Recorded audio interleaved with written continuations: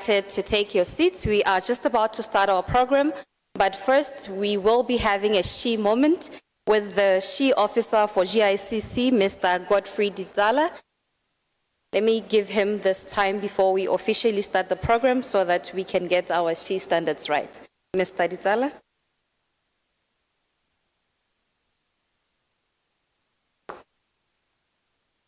Good morning, ladies and gentlemen. My name is Godfrey. Welcome to the Grand Palm GICC. First thing first, we don't have any planned evacuation drills. So if the alarms goes off, we'll be guided out through the building. Our fire assembly point is situated in front of GICC. We'll help you out get there. We do have our fire emergency doors on your right and left, big ones, and yes, we do have fire marshals as well that will help you out the building. And last thing, our bathrooms are situated on the north side at the back and on the other side of the south. So anything that is related to safety will be helped out. There will be always somebody to assist you. Thank you.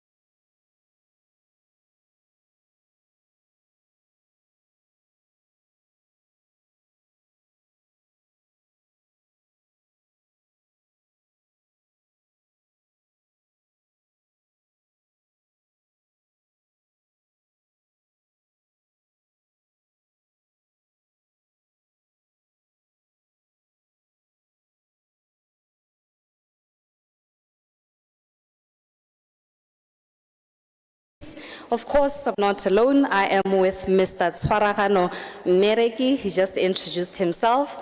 Give us that encouragement. Thank you. As he has already highlighted, we are awaiting the arrival of Mr. President. As he has indicated, when he enters the premises, kindly rise, and then we will have our national anthem, following which the slogan, what is it again? Again? You might even do a little bit. Right. To our international delegates, we once again welcome you to our beautiful land of Botswana. Remereki has already explained that, you know, we value Pula, we value the rain, we use it as a slogan after the national anthem. And you know, interestingly, in geography, they will tell you that we are a landlocked country. And last time I heard His Honor, the Vice President, saying, let us shift our mindset a bit, not say landlocked, but who remembers what he said? He said we are land-linked. How profound is that? Land-linked. So yes, we value the Pula and we are land-linked. Automatically that opens the door to opportunities from blockage to linkages. So yes, after that anthem we say, right. So, again, to our international guests, I understand we have about 90 delegates from over 36 countries. We really are proud as Botswana to host you today. And because we want you to take a bit of our Botswana with you wherever we go, let us learn this. Just say to the person next to you, Dumela. A utsugile. It means, good morning, are you well? And because we care so much about the well-being of our people, we often say, a utsugile. Say that again. Dumela, a utsugile. We even have a program on our national radio in the mornings, right? RB1, in the mornings, a utsugile. Are you well? I hope you are. All right, ladies and gentlemen, we are waiting for the arrival of His Excellency. In the meantime, as the one behind you, Autsugile.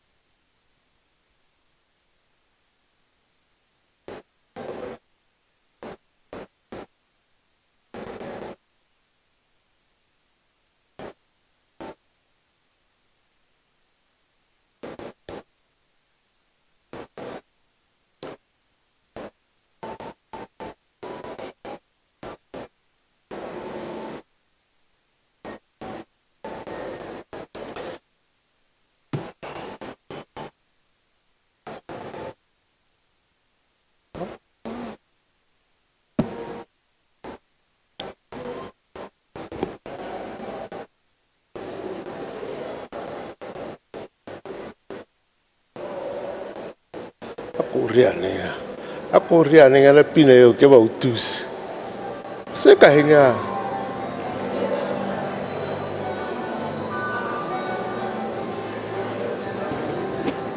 This song is saying re Batswana mo Botswana, we are Batswana in Botswana.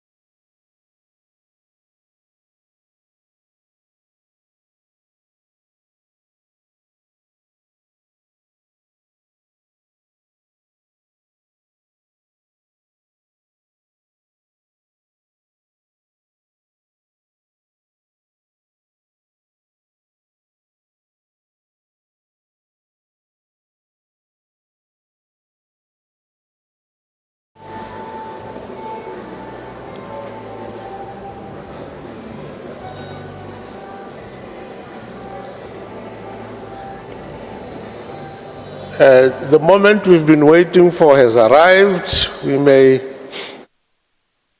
rise on our feet as we welcome Mr. President, Advocate Duma Gideon Boko, the President of the Republic of Botswana.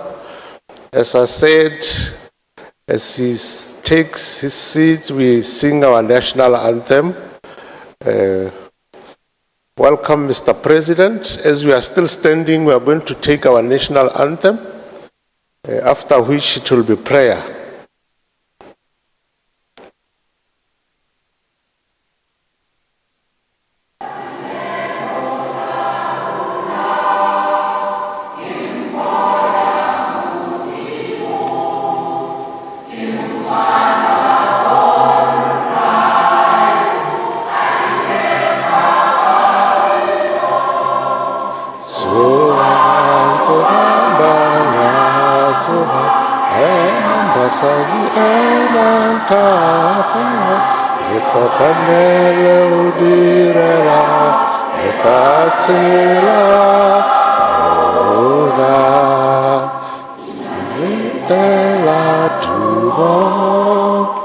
Chabaya Botswana Kakutano lekari sana ebo pakanze moro sohan bana emambasadi emantafala ekapanele kudirela.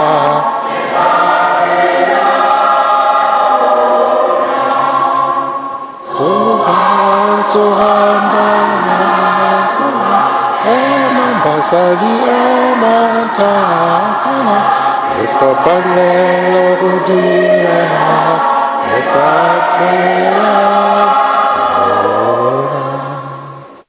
Pula. Pula. We may take our seats. You are welcome, Mr. President. We are honored to have you as our guest of honor. We appreciate your presence. Like I said, our national anthem is in two versions, Tswana and English. The second line says, "Give to us from God's strong hand." Give to us from God's strong hand. This song is both historical, contemporary, and futuristic.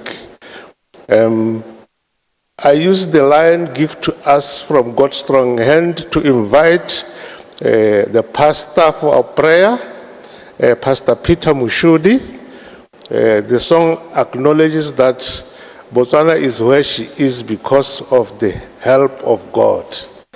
Let's give the pastor a hand as he comes.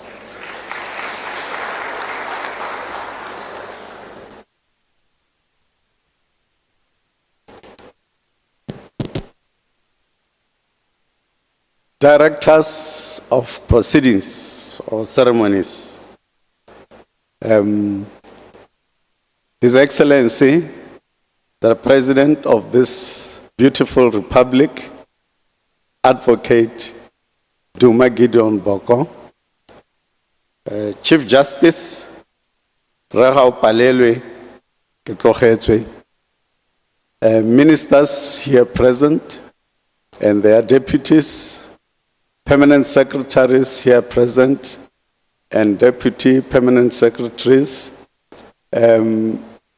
members from outside this country. I greet you this morning in the name of our Lord Jesus Christ. I have left others because the time I've given is 2 minutes, I think. And if we were to do the whole protocol, I would have squandered more than that time. This morning as we pray, can we refer to the book of Psalms, Psalm 20, verse 7. It says, some trust in chariots and some in horses, but we will remember the name of the Lord our God. Let us pray. Our Father in heaven, we gather this morning in this place. You have brought other Africans. You have brought visitors from beyond our borders. And we want to thank you that you have brought them in safety. We thank you this morning that you even protected them overnight, and we commit ourselves to your care and to your protection even this morning as we start this conference. We dedicate each and every one here to your care and to your protection. Lead us, guide us, and Lord, bring the best out of all of us. We trust in you. We don't trust in ourselves. And Father, we just want to dedicate this meeting in the name of our Lord and Savior, Jesus Christ. Amen. Amen.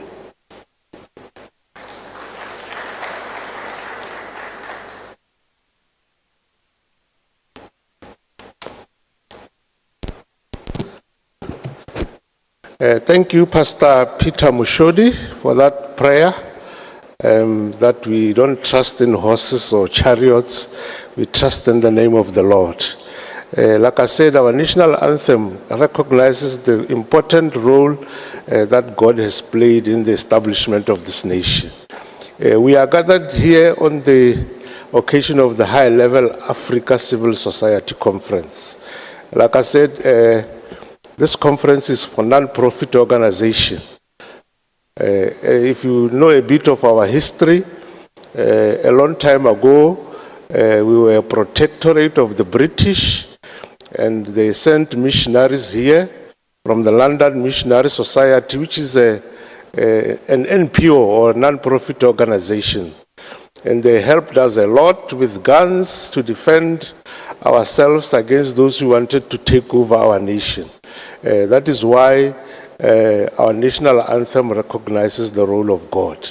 So national profit organizations play a very important role in every society. They are very important.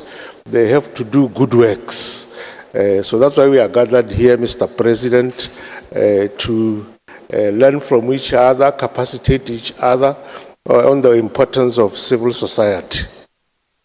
At this time, I want to introduce the District Commissioner of Gaborone, Ms. Bokwana Dikgope, to come and introduce the guests who are here so that we know who is here. Let's give her a round of applause.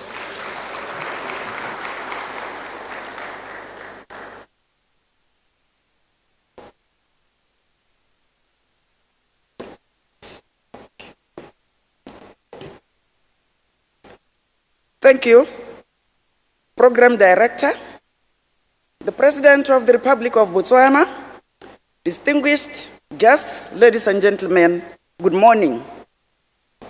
Good morning, ladies and gentlemen.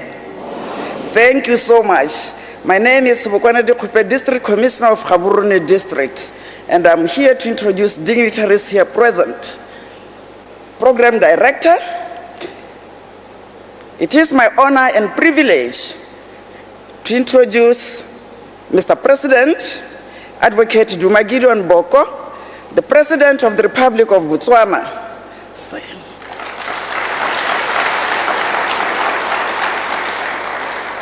Thank you so much.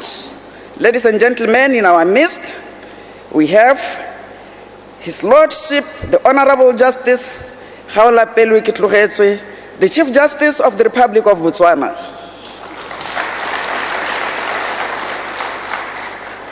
We also have Honorable General Major Piers Mokwari, Minister of Labor and Home Affairs, our host. And in our midst, we also have Honorable Nono Kafela Mokoka, Minister of Child Welfare and Basic Education. Thank you, ma'am. And we also have Honorable Son Chaile, the Acting Minister of Finance. Thank you, sir. And we also have Honorable Baratiwa Mathote, the Acting Minister of Trade and Entrepreneurship. And in our midst, we also have Honorable Justine Yatanga, Assistant Minister of Justice and Correctional Services. Honorable members of Parliament here present, we would also like to acknowledge your presence. And in our midst, we also have Ms. Matsidi Sobukole, the Deputy Permanent Secretary to the President. And we also have Commissioner Diana Marate, Commissioner General Botswana Police Service. And we also have Deputy Commander Major General Mulefisi Kano, Botswana Defense Force.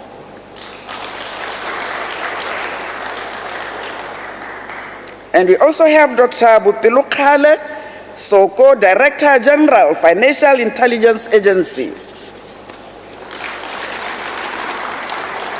Ladies and gentlemen, in our midst, we also have Mr. Jimmy Upelu, Permanent Secretary, Ministry of Labor and Home Affairs. And we also want to acknowledge and appreciate the presence of captains of industry and other accounting officers here present. We would also want to recognize the presence of all presidential advisors here present. And finally, ladies and gentlemen, we would like to appreciate the presence of senior government officials, captains of the industry, members of the Fourth Estate, members of the art industry, distinguished guests, ladies and gentlemen, we acknowledge your presence. Thank you so much. Thank you, Program Director.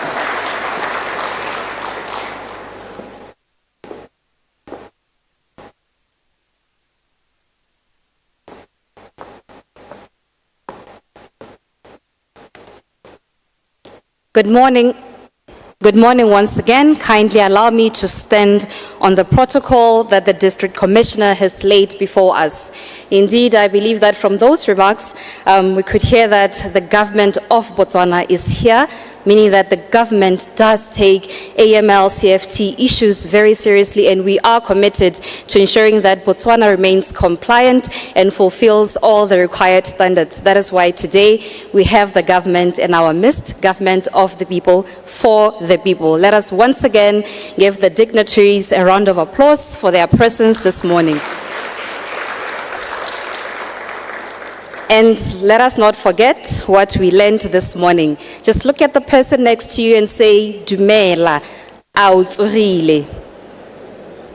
Because Botho is very much entrenched within our culture as Botswana. Dumela, autsorile.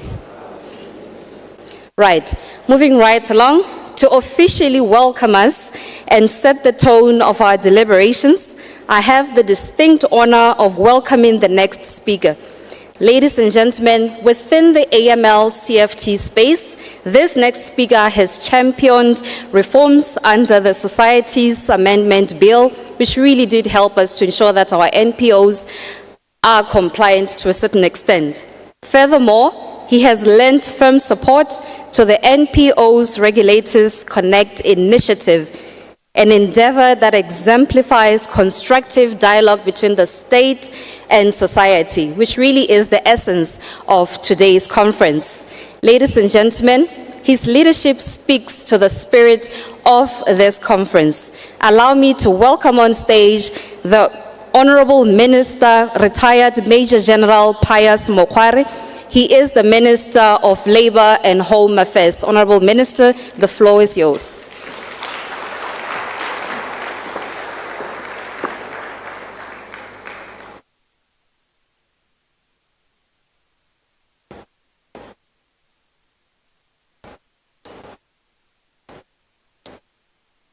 Good morning, ladies and gentlemen. Let me first of all start by recognizing the President of the Republic of Botswana, Advocate Duma Gideon Boko. Also recognize His Lordship, the Chief Justice of Botswana, Reke Togetwe. Also recognize all my colleagues, ministers here present today here. I would like to save time, not to mention you, but I recognize in a very special way. Let me also recognize the chiefs of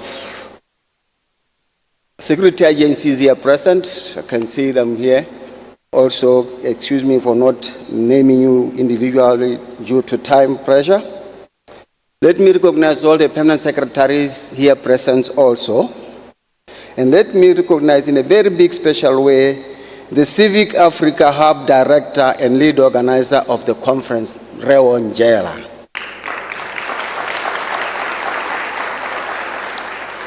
I would also like to recognize the heads of regional economic community blocks for anti-money laundering and counterintelligence, counter-terrorism financing in Africa.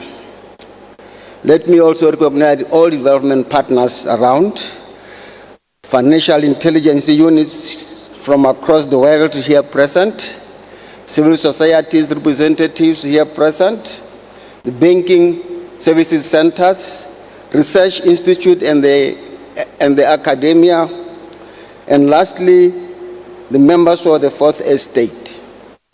I would like again to say a very, very big good morning to you, ladies and gentlemen. It is very, very important that we are meeting here today to discuss a very, very worrying and important subject, which is money laundering and terrorism financing. One will ask, why is the topic important today? It is important today because we are living in a very dynamic world. And I would always like to characterize today's moment, the world which we are living in three ways. That it is ambiguous. Being ambiguous, it means now that you cannot just lay your palm to say, I can predict this is what is going to happen. It is a confused world. It is confused because a lot of things are happening which we cannot, all of us, explain. It is violent. We can look at the stage of violence all over across the world. And amongst all these, three important pillars are the key stakeholders who are here today in this room. That is the non-profit making organizations and the civil society. There is no any other place which you could have been rather than this place today where you are, in order to share, in order to collaborate, in order to network, in order to build the new ways of dealing with money laundering and terrorism financing. That is why you are here today, all across Africa. 54 countries, 200 delegates, to share their experiences, to share their knowledge, to chart the way how we in Africa can deal with this big animal in the room. That is important, and we should, all of us, see this as the most important day and the most important time of our lives. These challenges, they do not require any other magic, but they require strategic thinking. They require a strategic approach. They require accountability. Each one of us in this room should be able to account to each and every money which comes into their country, which you see money moving around here. The bad side of money laundering, the bad side of terrorism are human sufferings, drugs, which you see ravaging our children all over Africa. And Botswana is going towards that route. And that is why it is important, that is why we felt very important that we should be holding this conference here today, so that we can, all of us, share our experiences. We can, all of us, network, so that these problems, they do not have boundaries. No, they go across each one of us in all our countries. The money which is laundered here in Botswana will land in one of your countries, and it will disadvantage or destroy your country wherever you are. You cannot say it is not happening in my country, it is happening in Botswana. No, it is coming to you. It might be happening right under your nose. So that is why it is important today. The Africa in which our economies will strive sustainably, the continental free trade Africa, the Africa we want, the Africa of open, safe and secure movement will only be ideal if it's free from money laundering and terrorism financing, amongst other things.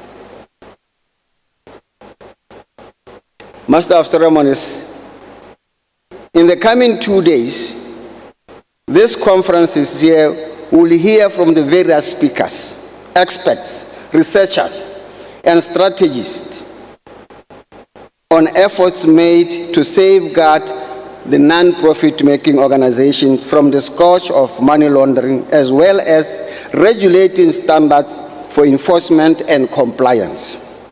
It is therefore necessary that we meet in a forum such as this one to plan together, to share experiences, and to empower each other and create awareness among our people to guard against the debilitating effects of money laundering among our civil societies, who may very often be used without their knowledge. Mr. President, the High-Level Africa Civil Society Conference is an annual flagship event originated by the Civic Advisory Hub and Spaces for Change that brings together diverse stakeholders from non-profit making organizations, civil society organizations, rights-based organizations, governments, intergovernment actions, regional economic communities, multilateral organizations, financial intelligence units, banking institutions, research hubs, academia, and the media, with the aim of shaping inclusive, risk, and rights-based financial integrity frameworks across Africa. The theme of this year's conference is placing civic space at the heart of combating money laundering, countering terrorism, and its financing in Africa. Ladies and gentlemen, this theme places the civic society and its diverse constituents at the center of possible infiltration by all forms of money laundering activities and terrorism financing tactics in Africa. The non-profit organizations NPOs are particularly highly exposed and more vulnerable, hence this conference dedicated to them. This conference brings together more than 120 stakeholders, including representatives from various global national non-profit making organizations, United Nations Office of Counterterrorism, African Union, World Bank, International Monetary Fund, African Development Bank, regional economic communities, FATF-style, regional bodies, including ASAMLAC, and experts from various sectors with specialized knowledge on combating financing of terrorism and illicit financial flows. The goal of this conference is to enhance the role of civil society in anti-money laundering and countering financing of terrorism frameworks, and to encourage collective reform throughout Africa, focusing on the safeguarding of civic space and advocating for African-led, locally owned solutions through inclusive dialogue. Countries around the world aspire to be at the highest ranking of the best practices in business transactions, financial flows that are not contaminated by dirty transactions perpetuated by money launderers. Botswana as a country aspires the same. Since the establishment of FATF framework and protocols through various recommendations, we have followed the world order by putting in place all necessary measures and guidance to help us avoid grey listing phenomena. Director of Ceremonies, ISMAC has twice assessed Botswana for its compliance with FATF standards. We have made significant progress on Recommendation 8 concerning regulation and protection of non-profit making organizations. Moving from non-compliant since 2009 by the leadership of Advocate Dumaboko. We moved from the gray area, which we were from 2009 until we were assessed in August 2025. When the UDC came to government, they had to speed up all the necessary legislation, all the necessary protocols, which will enable us to move from the grey listing. So we should give Botswana a very big round of applause. Thank you, Mr. President, for your leadership. This improvement is not just technical. It reflects a shift in philosophy from suspicion to partnership, from regulation that restricts to regulation that empowers. Through our collaboration with relevant stakeholders such as the Companies and Intellectual Property Authority and the Master of the High Court, we have established a Aribue platform, a mechanism for dialogue, transparency, and joint problem solving between government and the civil society. This is what good governance looks like in action. It is inclusive, accountable, and participatory. Ladies and gentlemen, in response to capacitation needs of Botswana in the FATF requirements, the National Coordinating Office in the Ministry of Finance has partnered with the University of Botswana to establish the Institute for Combating Illicit Financial Flows. We believe this collective and collaborative initiative will yield country results in the fight against money laundering with the non-profit making organization. Mr. President, this conference could not have come at an opportune time for Botswana as we prepare for our third round of mutual evaluation scheduled for 2027. We are working tirelessly to strengthen our systems, considering that Recommendation 8 have been revised. The conference will acquire us as an opportune time to familiarize ourselves with the revised standards to ultimately achieve compliant rating for FATF recommendation number 8. And I can assure you today that we will come with flying colors.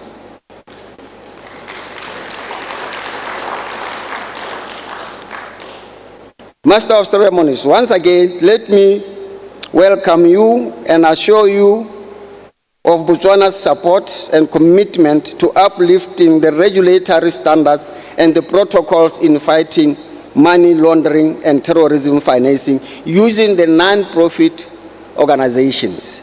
With those few remarks, ladies and gentlemen, let me just welcome you once again to this beautiful country, especially the city of Gaborone, and say to you, make use of what you see, share the knowledge which you receive from your comrades, and take it home to go and apply it. We will all benefit as Africa. Thank you very much.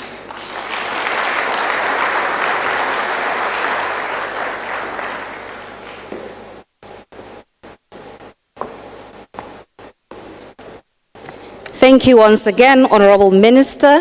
Indeed, we can only get the Africa that we want if we combat money laundering and counter the financing of terrorism. And this conference just goes to show our commitment as a nation to ensuring that indeed this is done. Ladies and gentlemen, allow me at this moment to recognize the presence of some dignitaries. We have the Regional Director of SAMLAC, Ms. Kelebogile Moremi.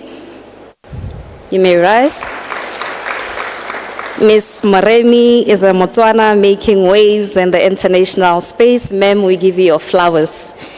We also have in our presence today the Director of Civic Society Hub, Mr. Yona Wanjala. CAH is the main sponsor for the event. We recognize you and we appreciate your contribution to making this conference possible today. Furthermore, we just wish to recognize the presence of experts of financial services flows, as well as heads of parastatals present here today. We honor you and we appreciate your presence this morning.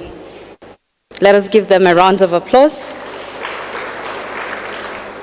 And so, as we reflect on the minister's words, we are compelled to ask ourselves three major questions, if I may. The first question, what common purpose brings together government, regulators, and civil society in the conversation of integrity and inclusion? The second question, how can platforms like this very conference move us beyond dialogue, move us beyond to coordinated action across our nations and sectors? And finally, what do we as policymakers, civil society present here today, as citizens, what do we need to realign so that our systems truly serve the public good? And so to frame these questions and outline conference objectives, help me welcome on stage a man whose leadership continues to bridge civic voice and regulatory vision. Ladies and gentlemen, he is the Executive Director of the main sponsor, Civic Advisory Hub, Mr. Yona Wanjala. Sir, you are welcome to the podium.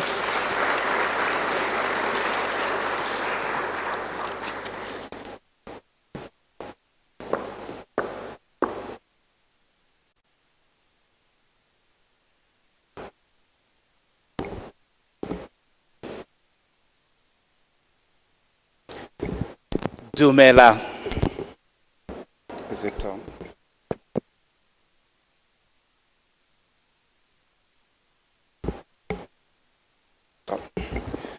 Dumela once again.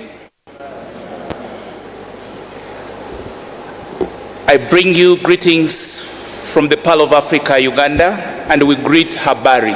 Habari zenyu, you should say Muzuri. Habari zenyu. Mr. President, in our presence, honorable ministers present,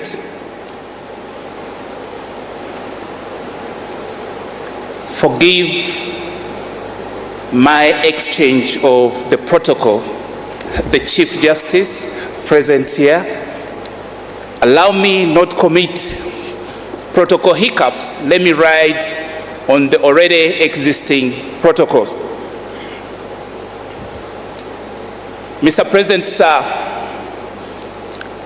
an advocate, a friend of the sector, a son of Africa,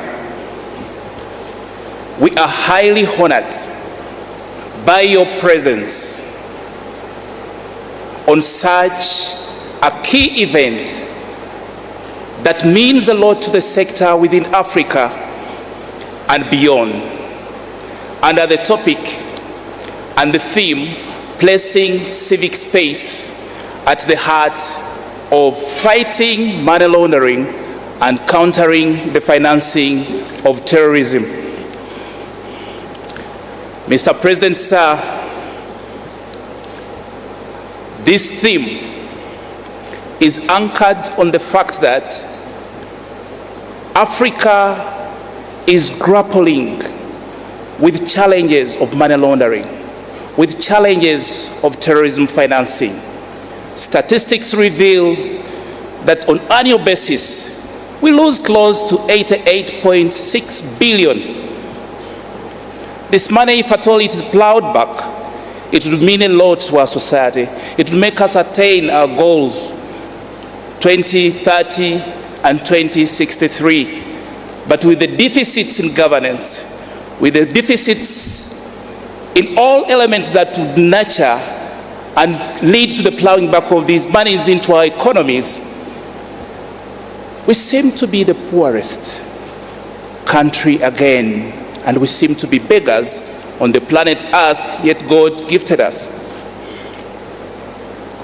Mr. President, sir, while the anti-money laundering and counter-terrorism financing architecture has very good intention, very good philosophy of fighting these vices on the continent, across Africa, in a number of jurisdictions, this MLCFT regime has been weaponized to disrupt the operation of civil society sector. What do we see at the heart of anti-money laundering and counter-terrorism financing? We see the erosion of human rights and good governance. We see democracy retreating. We see disruption of operation of free voices that would offer oversight and accountability. Mr. President, distinguished guests, we see fellow activists put out of action, and we see nations collapsing. This informs that maybe we need to rethink the strategy and put civic space at the heart of countering the financing of terrorism and money laundering. And we are happy to say that as the African Civil Society Initiative, we are doing policy research, we are bridging the knowledge gap, and we are advocating for inclusive engagement when it comes to this agenda. Mr. President, this particular conference is informed by our first conference that took place in Uganda that brought again all actors within the sub-Saharan Africa. We had a communique that rendered certain aspects, and we are proud to say that we rose up to the occasion. We've been able, together with our co-hosts, Spaces for Change, to bridge the knowledge gap in Eastern Southern Africa, in Western Africa, Central Africa, and East Africa. We've done strategic research that has informed policy papers and policy direction on the continent, and we are continuing to do this work. It's not an easy task. Why did we choose Botswana?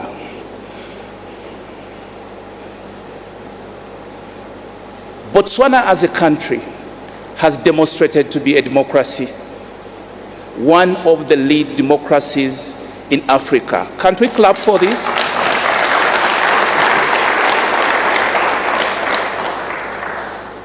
And this was attested when we first came here for a scoping mission.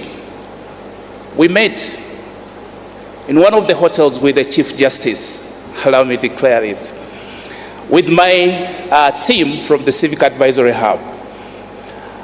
And when Comrade Tyrone introduced the Chief Justice, I said, but I don't see the escorts. The Chief Justice told me, enjoy the democracy. This is what a democracy means. In a democracy, the people protect their leaders.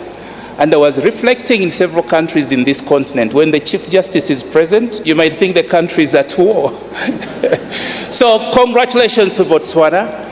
The other aspect why we are here as Botswana, Botswana has demonstrated a risk-based approach according to the civil society and a right-based approach in implementing the Financial Action Task Force standard related to the civil society. That is recommendation 8. We should clap for them.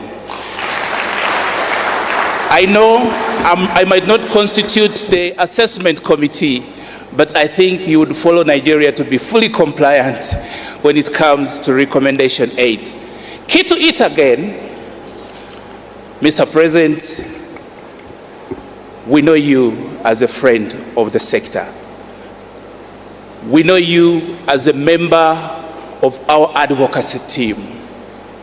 And we are here to ask one thing, Mr. President, that the spaces you are in where we are not, there are whispers you can make where we are not. And we ask one thing, Mr. President, to be our Civic Space ambassador.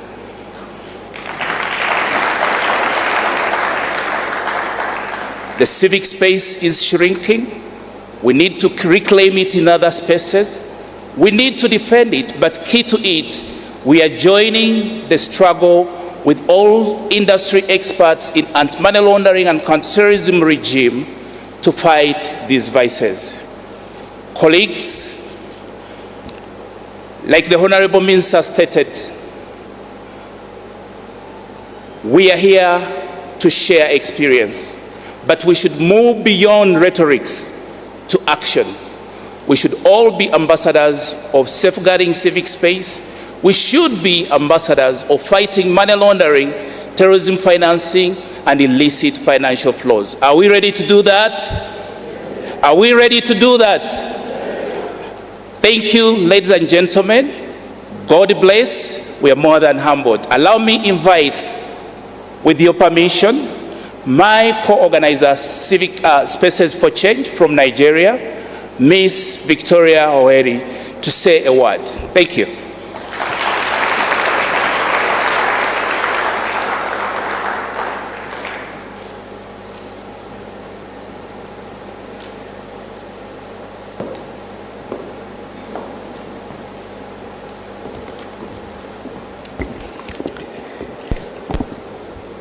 Mr. President, the honorable ministers, I beg for your permission to continue to stand on the protocols that have been established by the Master of Ceremonies. My name is Victoria Ibezim Oheri. I'm the Executive Director of Spaces for Change, West Africa. We are headquartered in Nigeria, but we work across West Africa, and we're very delighted to be co-hosting the second edition of the Africa Civil Society, the high-level civil society MLCFT conference, but here in Botswana. Thank you for the warm welcome right from the airport to the city of Botswana. I would just want to add a few things because Yona has already stated why we chose Botswana and some of the reasons why this conversation is very important to us as civil society. Just to add one more point, I stated at the opening ceremony of the first edition in Kampala last year, I talked about my role as an executive director of a non-profit organization. Being a non-profit, people expect me to be engaged in social, charitable activities. But when I look at my role as an executive director, I see significant shifts in the kind of activities and responsibilities that I take on a daily basis. I think that the reality today for us is far more complex. The daily operations now involve things like compliance, reporting, and annual filing of annual and tax returns, registrations, licensing, certifications, sanction screening, and many things, sometimes reporting to several regulators, mostly under intense scrutiny. These administrative bodies, those necessary for ensuring financial integrity, they have mostly nothing to do with humanitarian work or charitable operations, which we have been set up to do.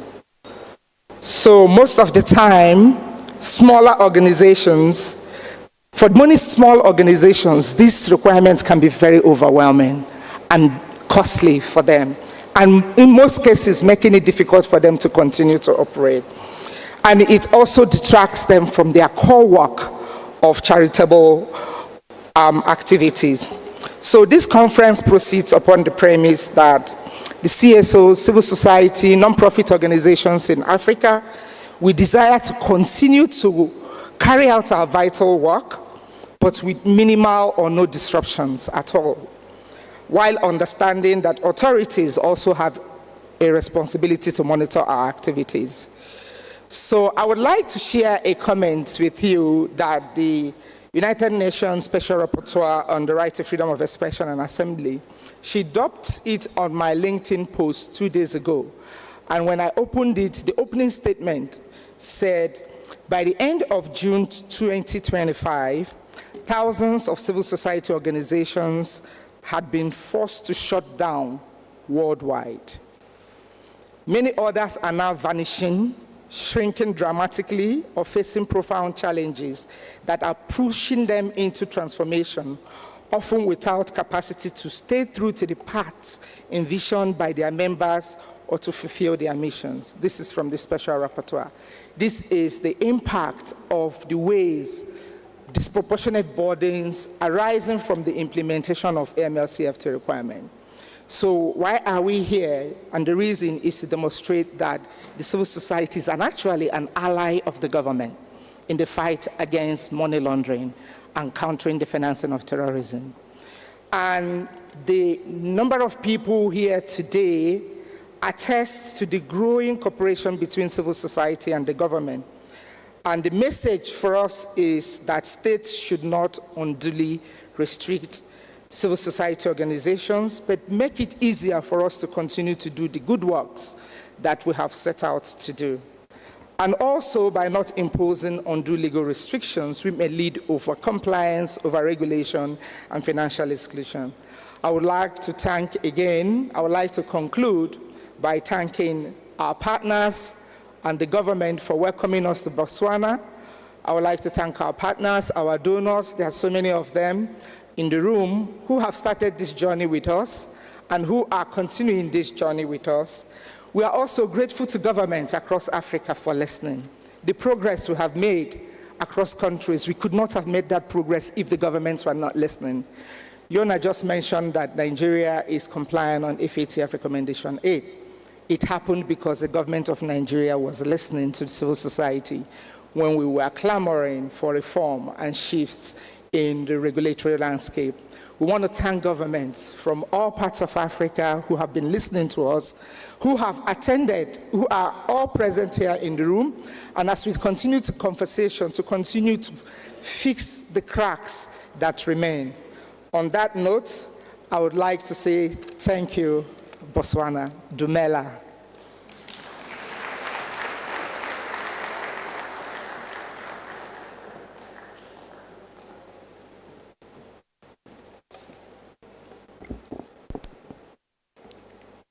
Thank you once again. Mr. Wanjala, I see what you did there. You saw an opportunity and you seized it and brought in another counterpart to bring forth their remarks. That is quite strategic. Let us give him a round of applause. And of course, we do appreciate the remarks by Ms. Victoria.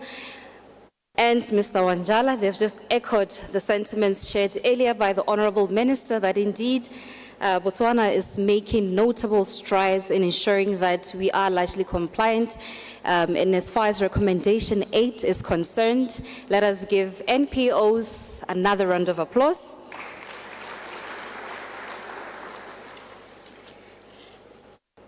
It's been quite a long morning, hasn't it? Let us take a short 30-second commercial break. Look at the person next to you and give them a smile. Dumela autsorile. By the end of this day, you will be knowing this phrase, and when you get back home, instead of saying bonjour, comment ça va, you'll be saying dumela autsorile. And that is what we want, for you to take a bit of our beautiful Botswana with you wherever you go. Ladies and gentlemen, to convey the perspective of our partners in the global philanthropic and civic engagement community, we now invite Mr. Otto Saki. He is the Global Program Officer for Civic Engagement and Government in the Ford Foundation. Mr. Saki, welcome to the podium.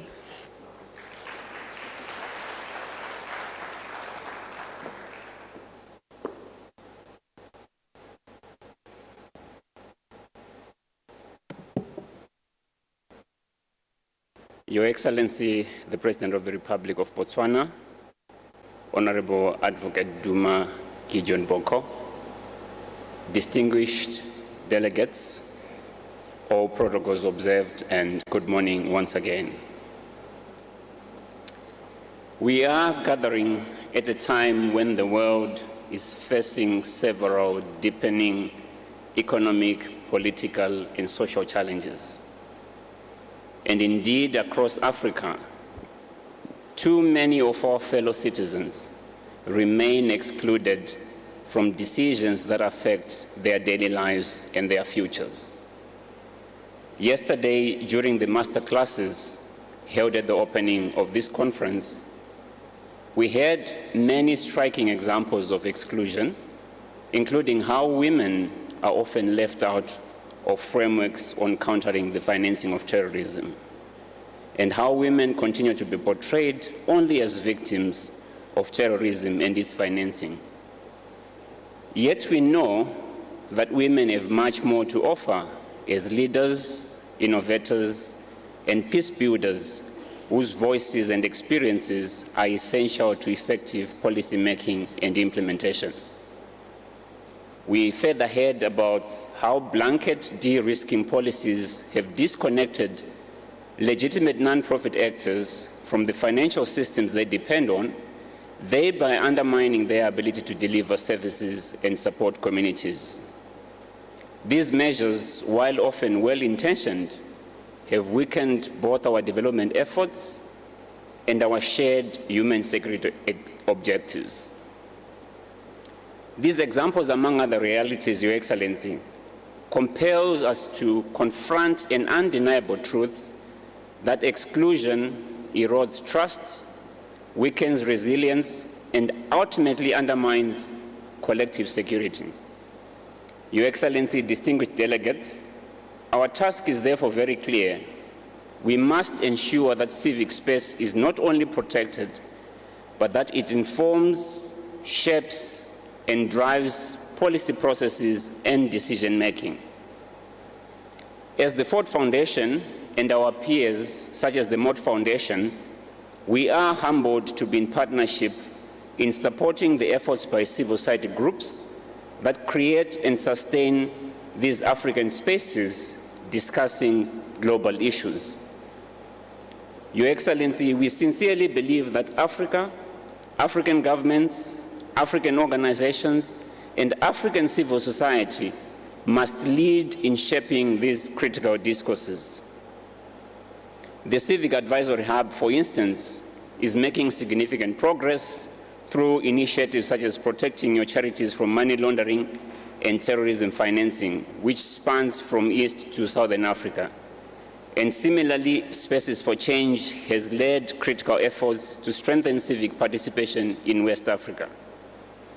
These organizations, Your Excellency, remind us that when we partner with and empower local actors, we build stronger and trusted national systems that protect everyone and propel our continent and the world towards a more stable, equitable, and just global order.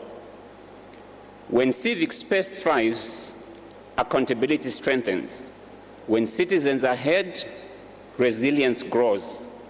And when inclusion leads the way, efforts to combat money laundering and terrorism financing will achieve greater and sustainable impact. With these remarks, Your Excellency, we celebrate your leadership and that of the Botswana people in creating and sustaining a healthy, vibrant civic space and providing an example and a moral force of influence at a time when fundamental rights and freedoms are under assault. I thank you.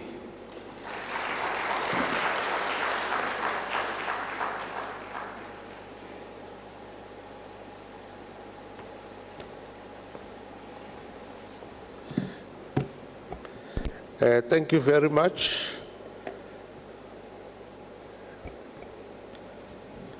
The time we've been waiting for has arrived, but before that I want to whet your appetite a little bit. When I was a student at Swaneng Secondary School, which is about 100 kilometers from another school called Madiba, we heard of a student there who was a fierce debater.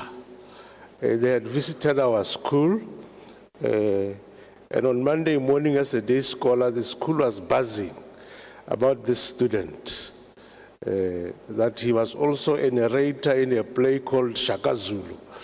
Everybody was talking about this student, and we used to compete with each other on who can outsmart him in memorizing large chunks of literature.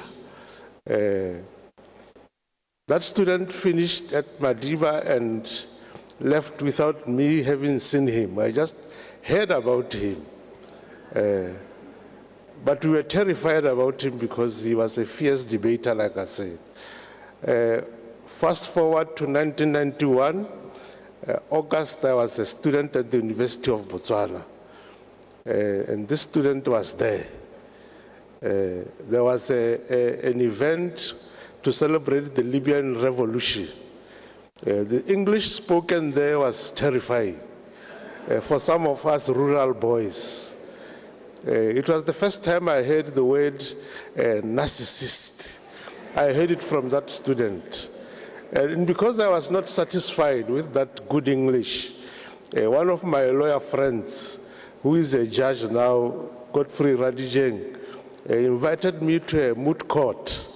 As an economics student, I didn't know what it was, but I went all the same. And that student was there, was part of those who were participating.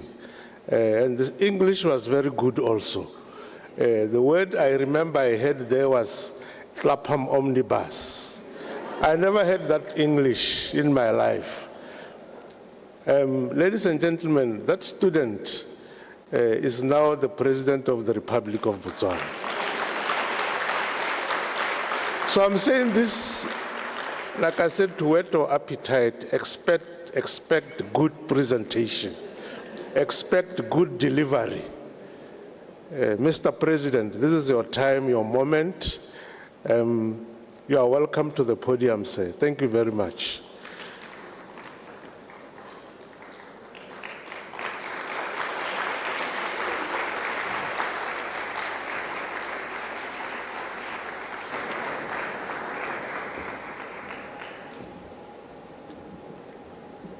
Thank you very, very much. Please be seated and accept my apologies for making you stand.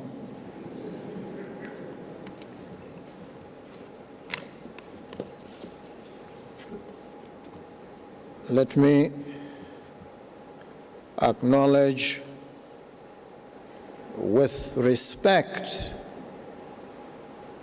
the head of the judiciary of this republic, Justice Ketlogetsu, the Chief Justice of Botswana.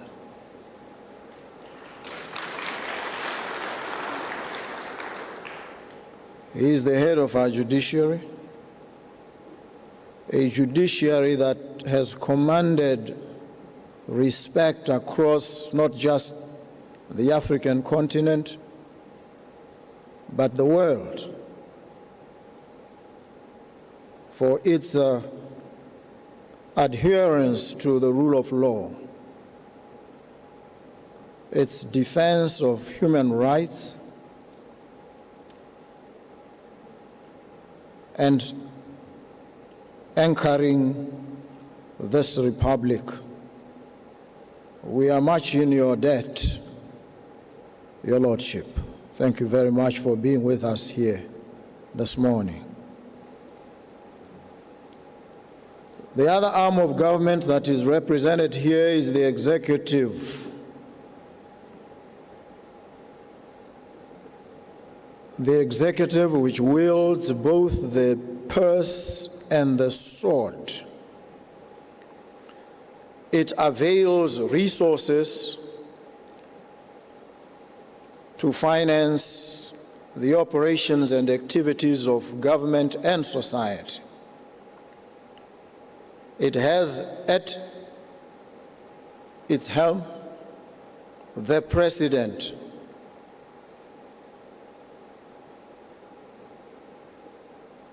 there also are ministers here to whom you have the habit of referring as honorables. Honorable ministers. And I've always wondered to myself why we call people honorable. Are we saying they already are honorable and so we are recognizing certain attributes in them? And if we are to recognize these attributes, they must therefore have displayed these attributes so that the reference to them as honorable is not just justified, but deserved. So that we don't find ourselves falling into the folly of the era of romantic poetry, where we just ascribed attributes without regard to the plane of reality in which these attributes are supposed to manifest. But I also told myself, we call them honorable because we wish for them the status of being honorable. And so we give it to them in advance because we expect them to live up to it. We ascribe it to them as a standard to which they must not only aspire, but a standard they must attain. And so it becomes acceptable then, if we look at it that way, to refer to our ministers as honorable, so that we express our wish for them, that they be honorable. I thank them for being here. I thank our host, the Minister of Labor and Home Affairs. I thank his colleagues, other ministers who are here, and the different sectors of the public service. We thank you for the work that you do, for the support that you give, not just to the government, but to society. Let me thank our guests who are the key players in what we've gathered here for. all of them as they have been indicated. We appreciate your being here. We appreciate the enormous challenge that you have in your hands and the admirable work that you do for society. We thank all our partners. We thank civil society representatives who are here with us. I've always argued that the headquarters of civil society is the labor movement. I don't know whether the labor movement is represented here today. I doubt. But we must always bring on board the labor movement. Our civil society, especially in Botswana, is weak, challenged in terms of resources, in terms of the availability of activists. And so the most organized section of civil society tends to be the labor movement, because they have the resources from the subscriptions of their members. I remember when I was chairperson of the Bonella board, and the subscription was just 20 pula. We never had more than 30 or so people paid up in terms of their subscriptions. But in the labor movement, all the members subscribe every month. And so in terms of resources, the labor movement is better placed, more resourced, better organized, and therefore able to be the anchor of civil society. We must always try and bring them on board. We must bring them on board because they also represent certain obvious vulnerabilities. And if time permits, I'll speak to some of these on the trot. But this was just to recognize civil society, all of you, the media as well. Thank you very much for being here with us. Business people, members of the banking community, intelligence organizations who are here as well, we thank you.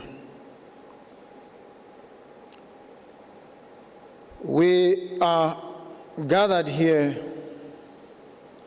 around issues of money laundering, illicit financial flows, and the financing of terrorism, countering the financing of terrorism. I think I'd like to bring the discourse down to brass tacks and try and humanize it.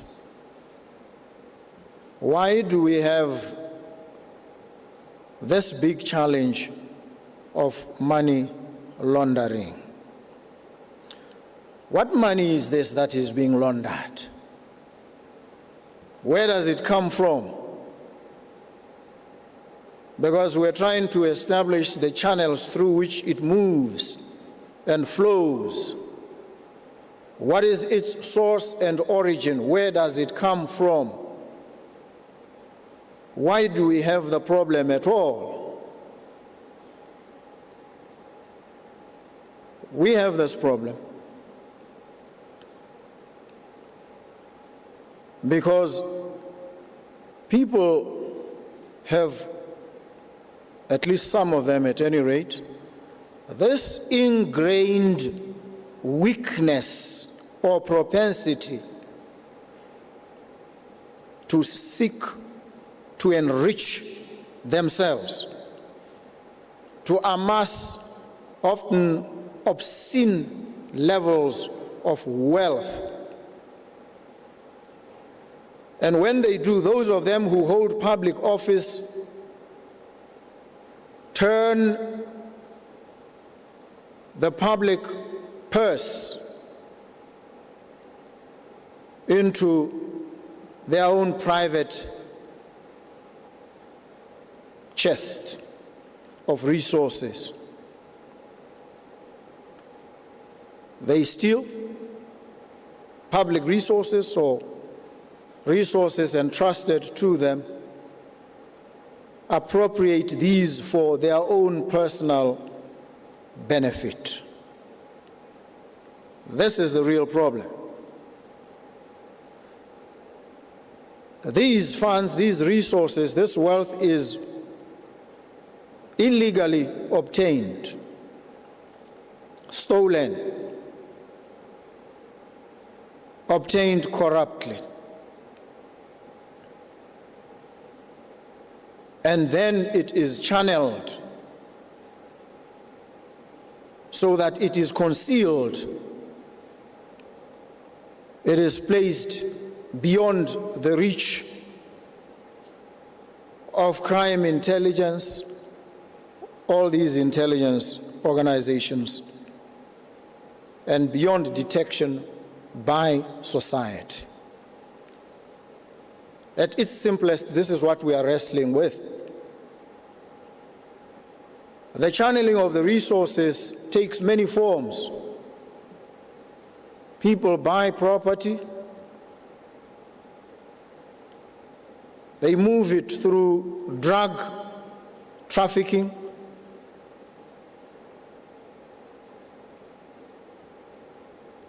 and try and hide it.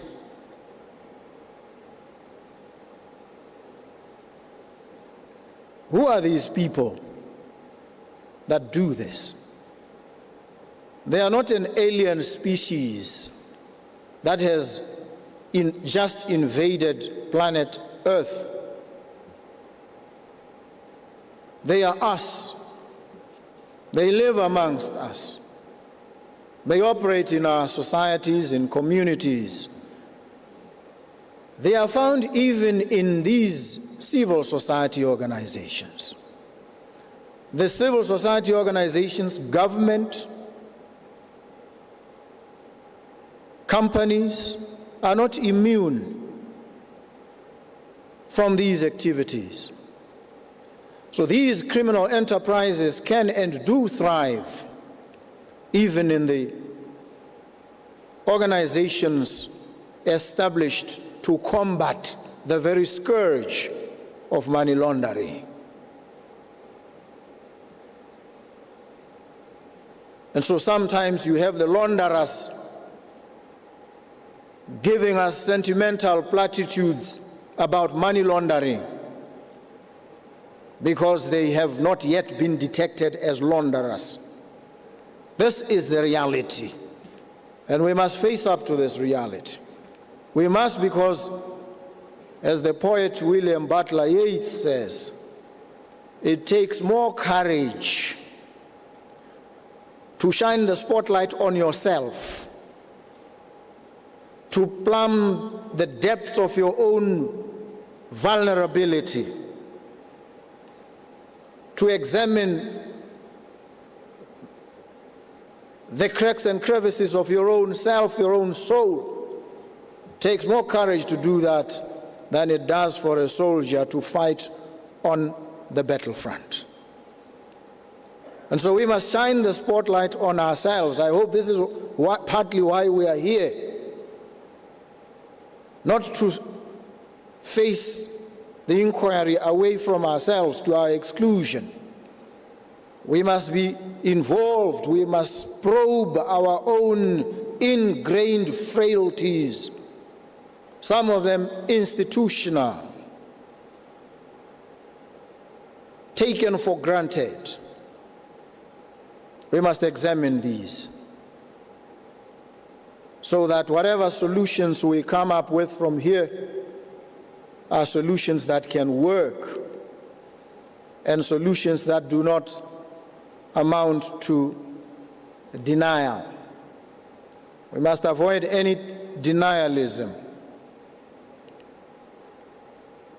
And I'm afraid I always avoid sanitized lines of thought. I always avoid official speak because I'm a seeker after truth.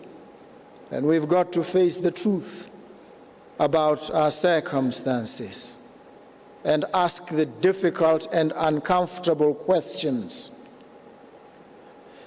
Because if we get accustomed ourselves to asking these questions about ourselves, we will have absolutely no difficulty when others ask these questions about us. So when civil society probes leaders, politicians, who themselves have already submitted to self-examination and have prepared a critical inventory of themselves, they will embrace the probing of civil society. They will not brutalize civil society for probing them, because they have submitted to this rigorous examination. We are here to do exactly that. That is why we submit as a country to the evaluations that take place from time to time, and one will take place in 2027, that will determine whether Botswana is really, truly, fully compliant. We've made impressive strides, but we are not there yet. And sometimes when we celebrate the little successes that we have attained, we might become complacent. And let me remind the minister and government, we are not there yet. We are striving to get there. And getting there is not even the end, because it is in fact more difficult to stay there than to get there. Getting there is the easier part. Staying there is the most difficult part. So we are striving to get there, and once we get there, we will have to double our efforts to remain at the very top. And so we are here to remind ourselves of the onerous obligations that we bear, all of us. Society, which we tend to homogenize, is actually variegated. It breaks down broadly, crudely, into three segments now. We have a materialized, highly materialized upper class. Then we have a vulgarized middle class and a brutalized lower class.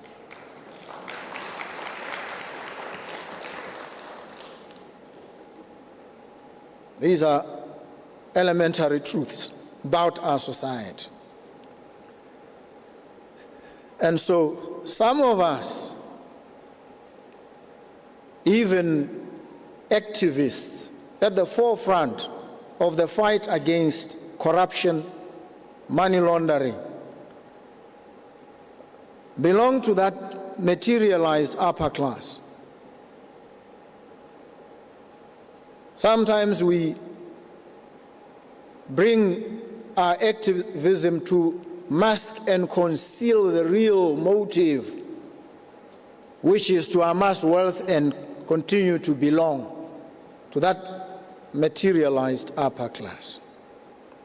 We need to confront these realities about ourselves. Doesn't matter who you are. Even judges fall prey. We must be honest about these issues. the better then for us to fashion effective solutions.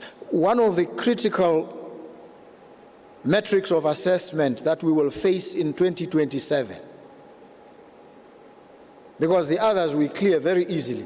Do you have a legislative framework that responds, that anticipates, that addresses the challenges of money laundering and illicit financial flows, potential financing of terrorism? Yes, we do. In fact, we may actually have arguably the best legislation as a country. In instances, better than some of the more advanced economies. But where's the rub? And this is what will determine our success in 2027. Are these provisions effective? The question of effectiveness. And effectiveness now becomes a function of proper mechanisms for detection. It will involve a capacitation of the intelligence agencies to be able to pick up the signs and signals. The legal system must also be swift and efficient without abusing or violating people's rights.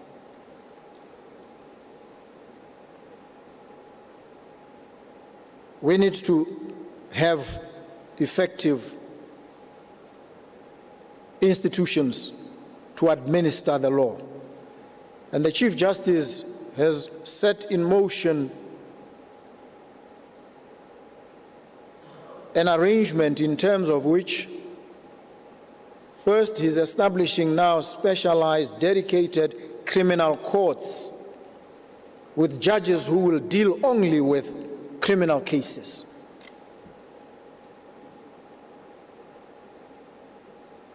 So all these cases of corruption, of money laundering, will now receive the pride of immediate attention, swift disposal, so that those who deserve to receive their just deserts do so speedily.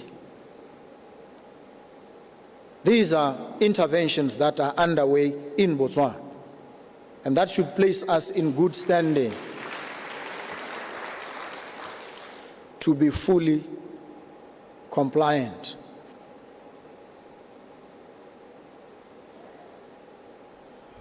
Money laundering is and I always try and advise those who might want to stray,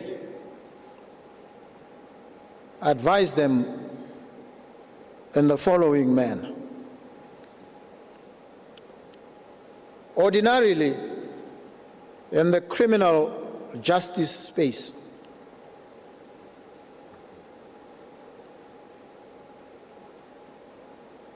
we cannot punish you twice for the same offense.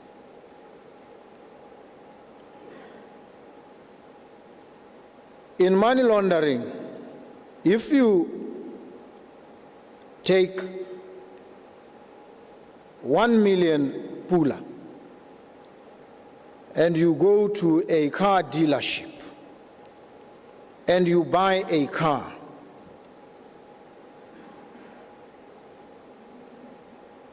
and you are caught, what the law will do, it will seize the car that you bought. But it will not end there. It will go to the car dealership and seize that 1 million pula with which you bought the car. Because the principle of double jeopardy, otherwise extant in the criminal law, does not apply in relation to cases of money laundering. This is what it is. These are enhanced mechanisms of controlling the scourge. But we still have people sit, plan, calculate, and go ahead and do this.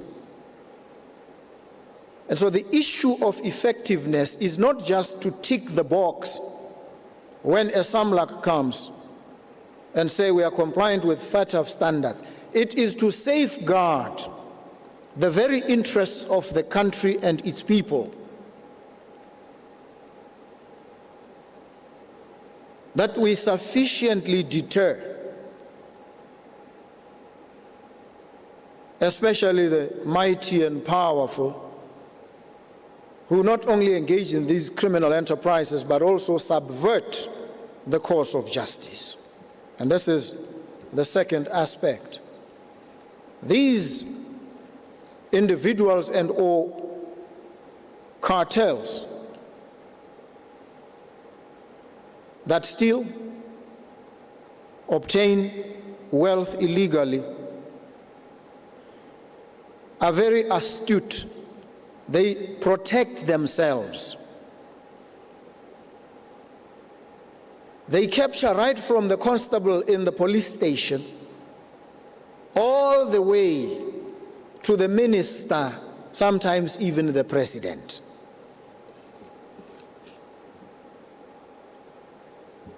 And you end up with a situation where democracy is itself imperiled, subverted, because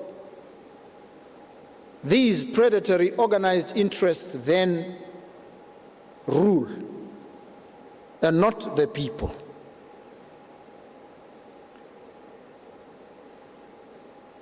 They can actually influence what happens in society. They can influence what judgments courts render. And so in Angola, when I spoke with the authorities there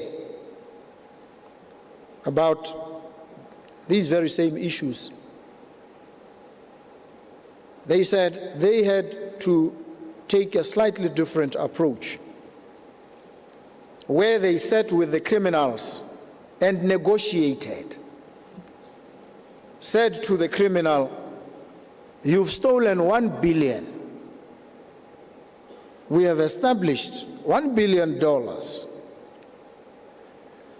Can we come to an agreement where you return to the country 800 million? Then you'll remain with 200 million.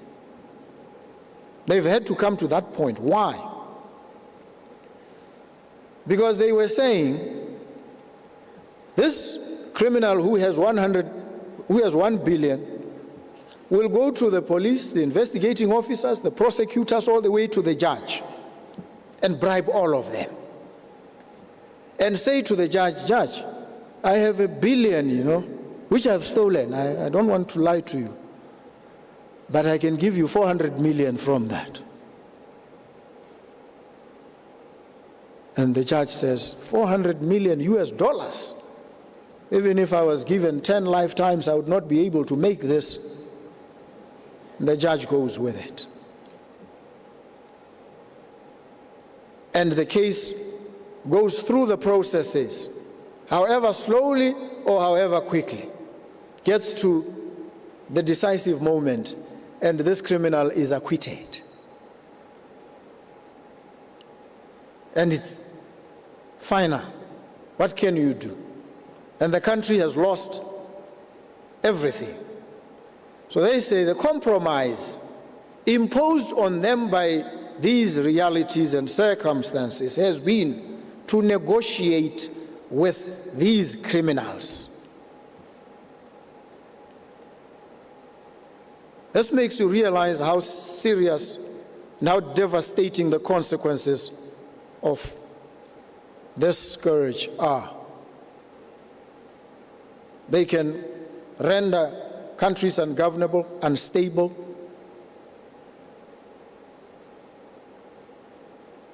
and they impoverish whole communities. And these are the real flesh and blood issues you are called upon to address at this gathering. And so you realize, I hope, that the task is enormous. It is daunting. You face a very difficult and precipitous situation. But we continue to do the best we can. And sometimes the investigation of these crimes is also very complex. In certain instances, it takes years just to follow the trails, observing.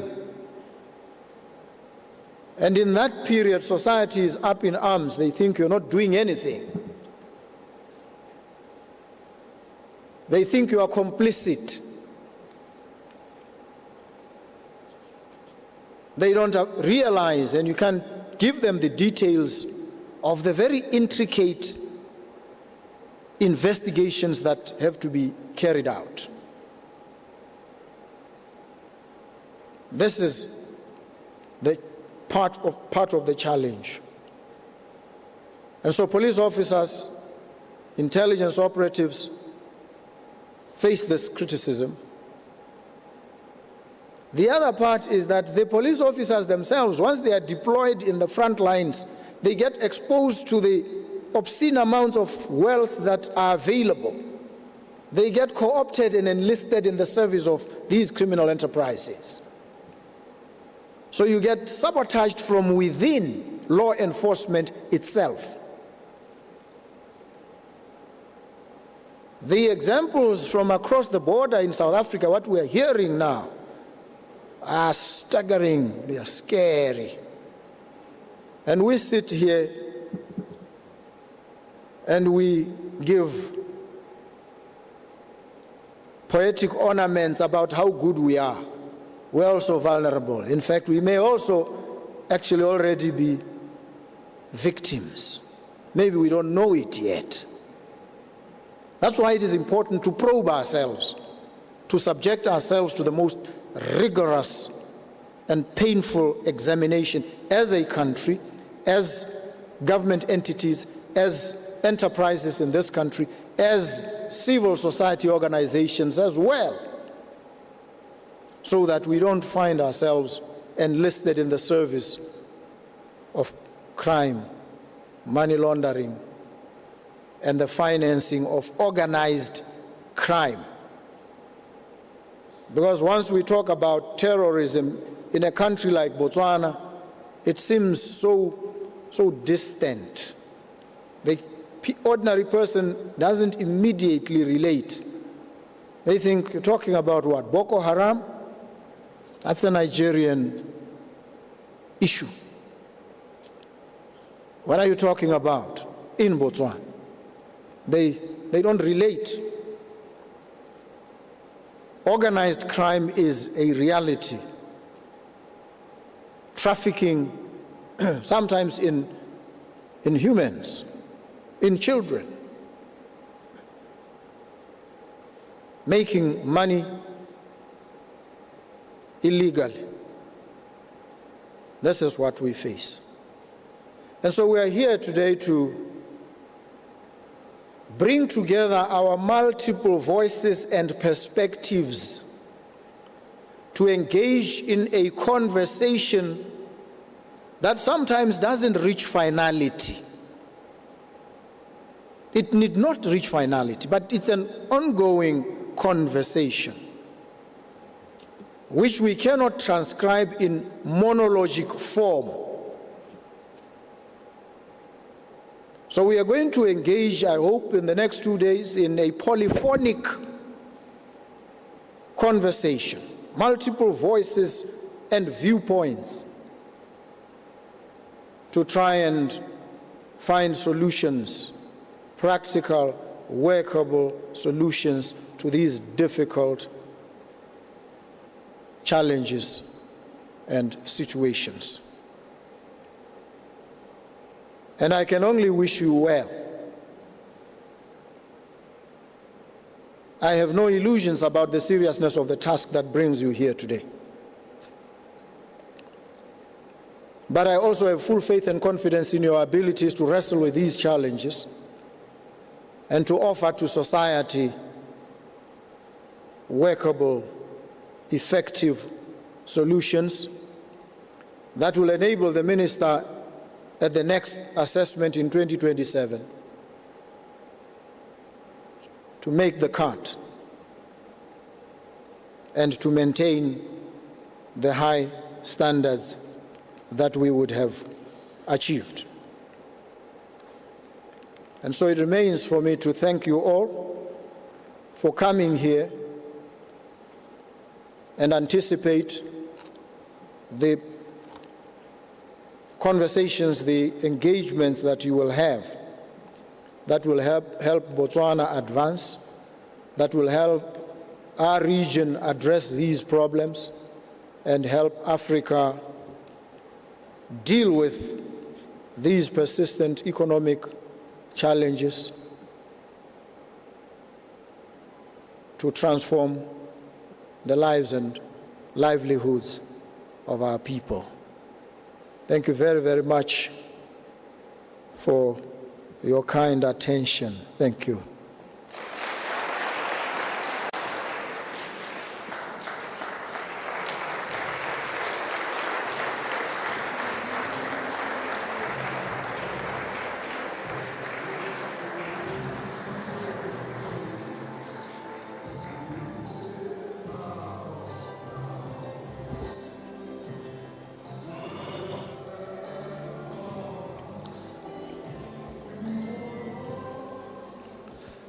Thank you, Mr. President, for those impactful words. We appreciate the conversations that you have initiated. As you said, multiple voices and varied views will continue in this place even after the conference. We appreciate your presence, sir. I didn't lie, Hager. I didn't lie.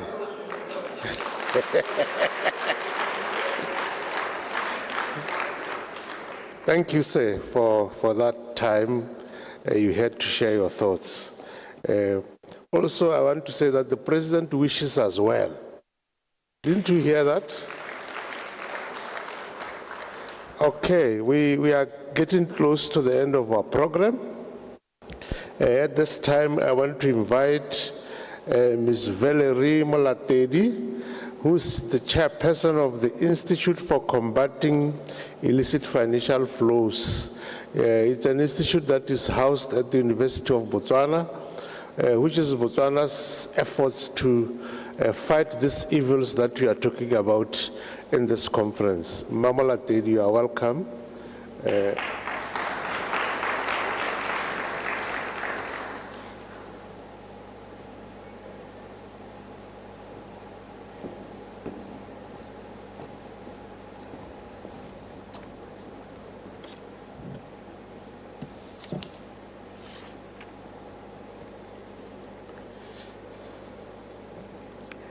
Directors of ceremony, please kindly allow me to stand on the protocol that has already been established.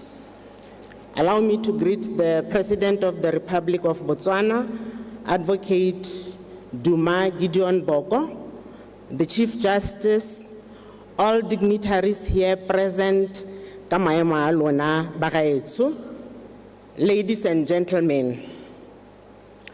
It is indeed a privilege for us as the Institute for Combating Illicit Financial Flows in Botswana to have been given an opportunity to deliver a vote of thanks on this momentous occasion of this three-day insightful and productive regional AML-CFT workshop. First and foremost, our sincere gratitude goes out to you, our keynote speaker, Mr. President, for having had time within your very busy schedule to come and officiate at this workshop. It just shows the seriousness that our government takes this issue of AML-CFT with. Your address, Mr. President, did not only set the tone for the ensuing discourse on AML-CFT, but also served as a crucial reminder of the high stakes involved in our shared mission to safeguard the integrity of the global financial system. We will indeed say, shine the spotlight on ourselves. Many thanks go to our partners and sponsors. Your belief in our mission of empowering NPOs in our region and your generous support have been instrumental in making this event accessible and successful. Your commitment to this cause is a powerful testament of the collaborative spirit needed to fight financial crimes, including AML-CFT in the NPO space. We are profoundly indebted to our distinguished speakers and facilitators, who, in my view, are the pillars of the workshop. Thank you for generously sharing your invaluable expertise, cutting-edge insights, and real-world experiences. You have not only illuminated the complex landscape of AML-CFT with particular focus on the NPO sector, but also shared practical tools and strategies which program participants can take back home. The depth of knowledge in this room today is truly remarkable. Directors of ceremony, a gathering of this nature does not happen by chance. It is a result of meticulous planning and timeless efforts. I therefore wish to extend a heartfelt thank you to the organizing committee who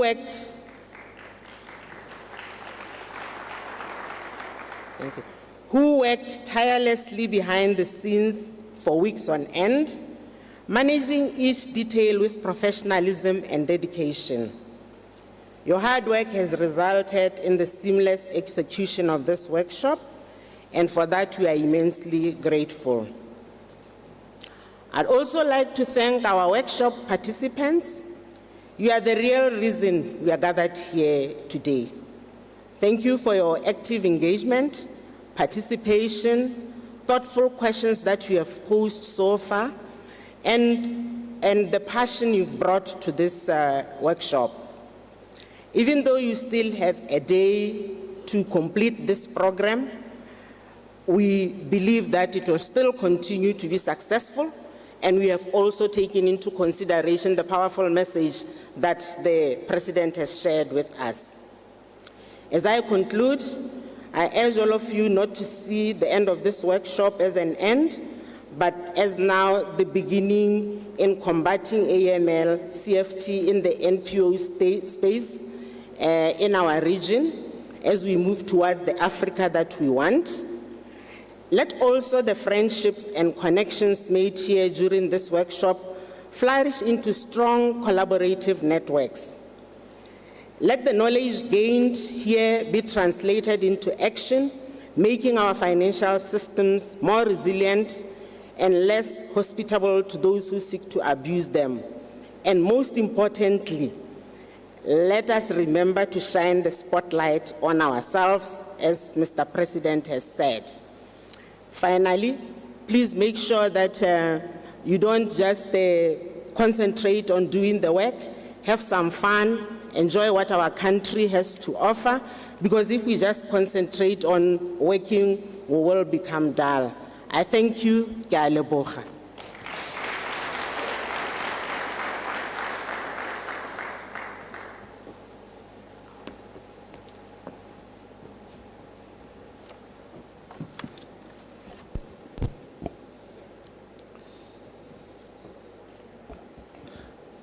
Thank you, Mama Latedi. The UB Institute is one of the sponsors of this conference. We appreciate the funds that you contributed to the success of this critical event. Thank you very much. We can give you a round of applause. We are coming to the last item, which is group photo. Humbly, Mr. President, I want to invite you back to the stage. Let's appreciate him as he comes. He'll be joined by the Minister of Labor and Home Affairs and Mr. Yona. Others will come after them. We'll be calling you one by one. After they've taken their picture, ministers here present and Chief Justice will join them.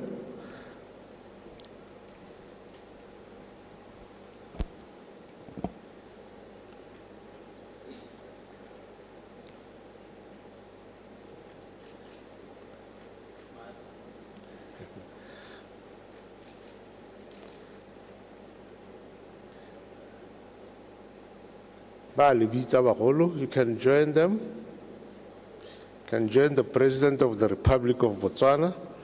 As our national anthem says, this land, this happy land. I quote those lyrics. It's a national, we are a happy land. This land.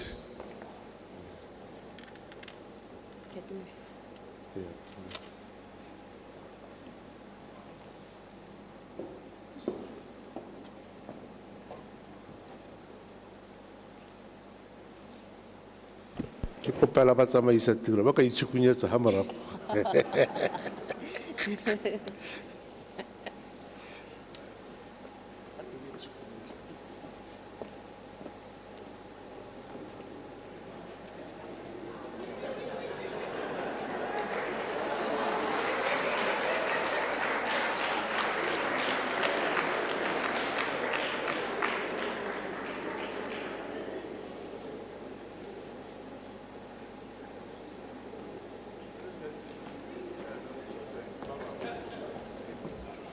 Joining them in the photo, we also wish to invite Mr. Otto Saki, Mamo Mohapi, Very Limola Dedi, Victoria is already there, James Savage,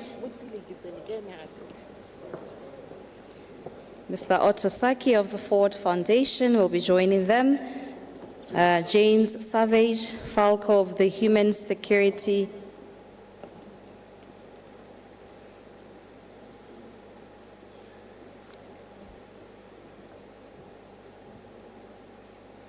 Welcome.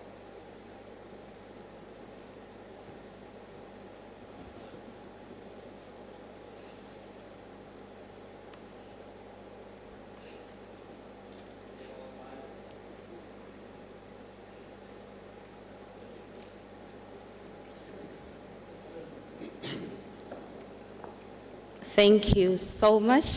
May these beautiful pictures be a reminder that this is just the beginning. Mr. President has said it. We are just getting started.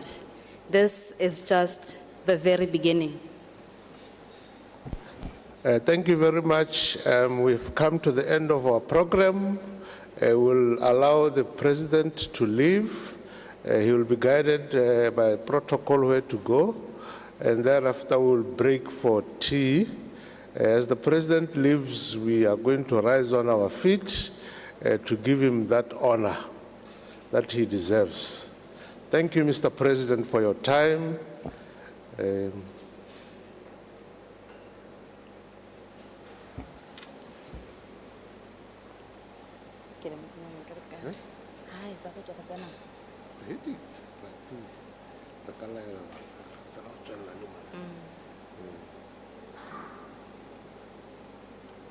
Thank you once again. Indeed, we have come to the end of our program. May we give ourselves a round of applause for being present here today, and tell the person next to you, this is just the beginning. Go back to your place of work and get started. May we enjoy our tea, mingle, and interact. Good day. Thank you. And it has been an absolute pleasure from me, Kutlo Modise, and Tshwaragano Mmereki. Thank you and good day.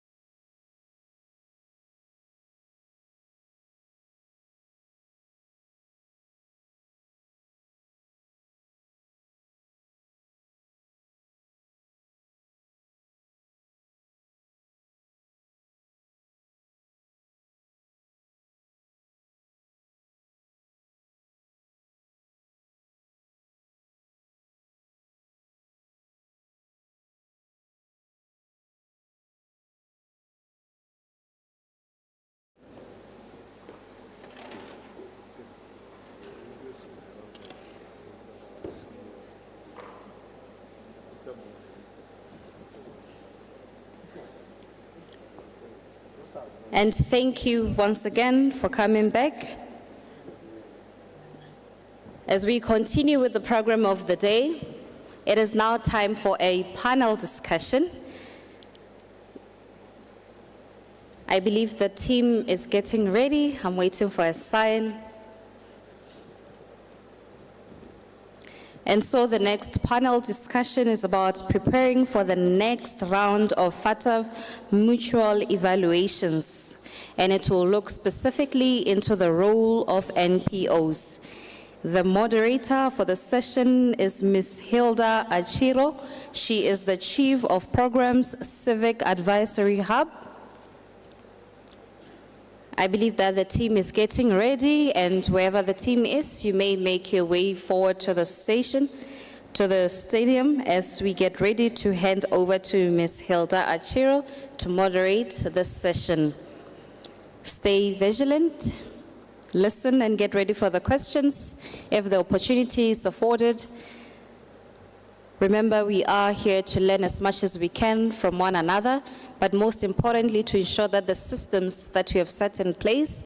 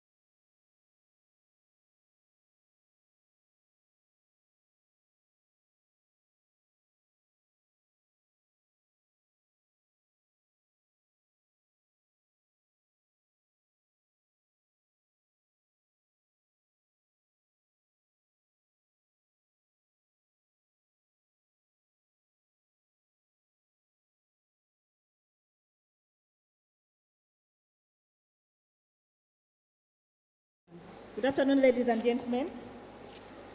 How are we? Dumela. Dumela. All right.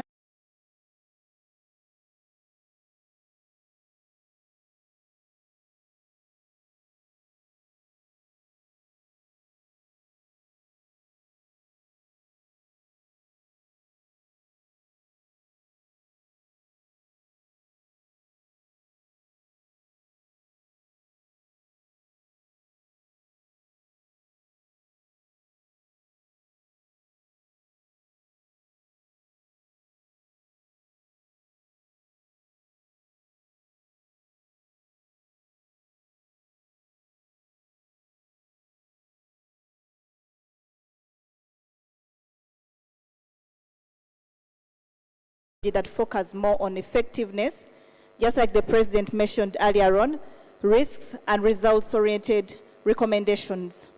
Some countries like Botswana are already starting to prepare for this round with exercises and assistance, as we are aware that their mutual evaluation comes in 2027.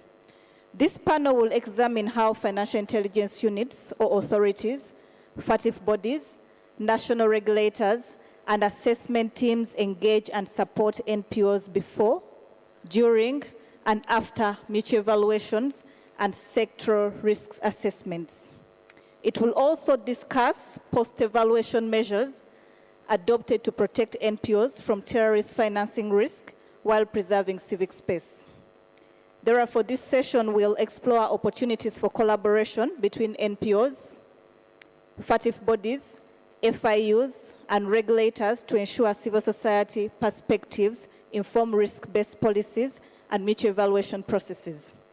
So I'll take this opportunity to invite Mr. Tyrone Oshima to give us a keynote that will inform the discussions that will then follow during the panel discussion. Mr. Tyrone, you're welcome.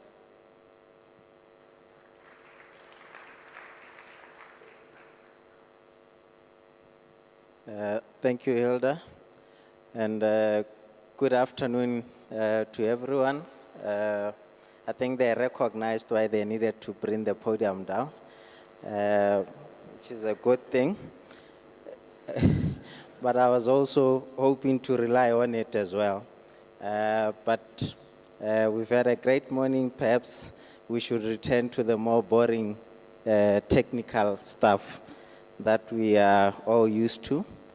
As announced, my names are Tyrone Oshima Mokato, and we are here to discuss about preparing for the next round of mutual evaluations. And as you would have heard from the President's speech, Botswana is due for its next assessment in 2027. So this is quite an important discussion for us. As someone who has served both as an NPO supervisor and also as an SAMLAC or FATF assessor, I think I've had the privilege of seeing the relationship between financial intelligence units, NPO supervisors, and the civic space grow and change in form from one of compliance tension to one of collaboration and shared responsibility. As expressed by the many speakers earlier in the morning, we still have a long way to go in that front. However, we've already started to work together.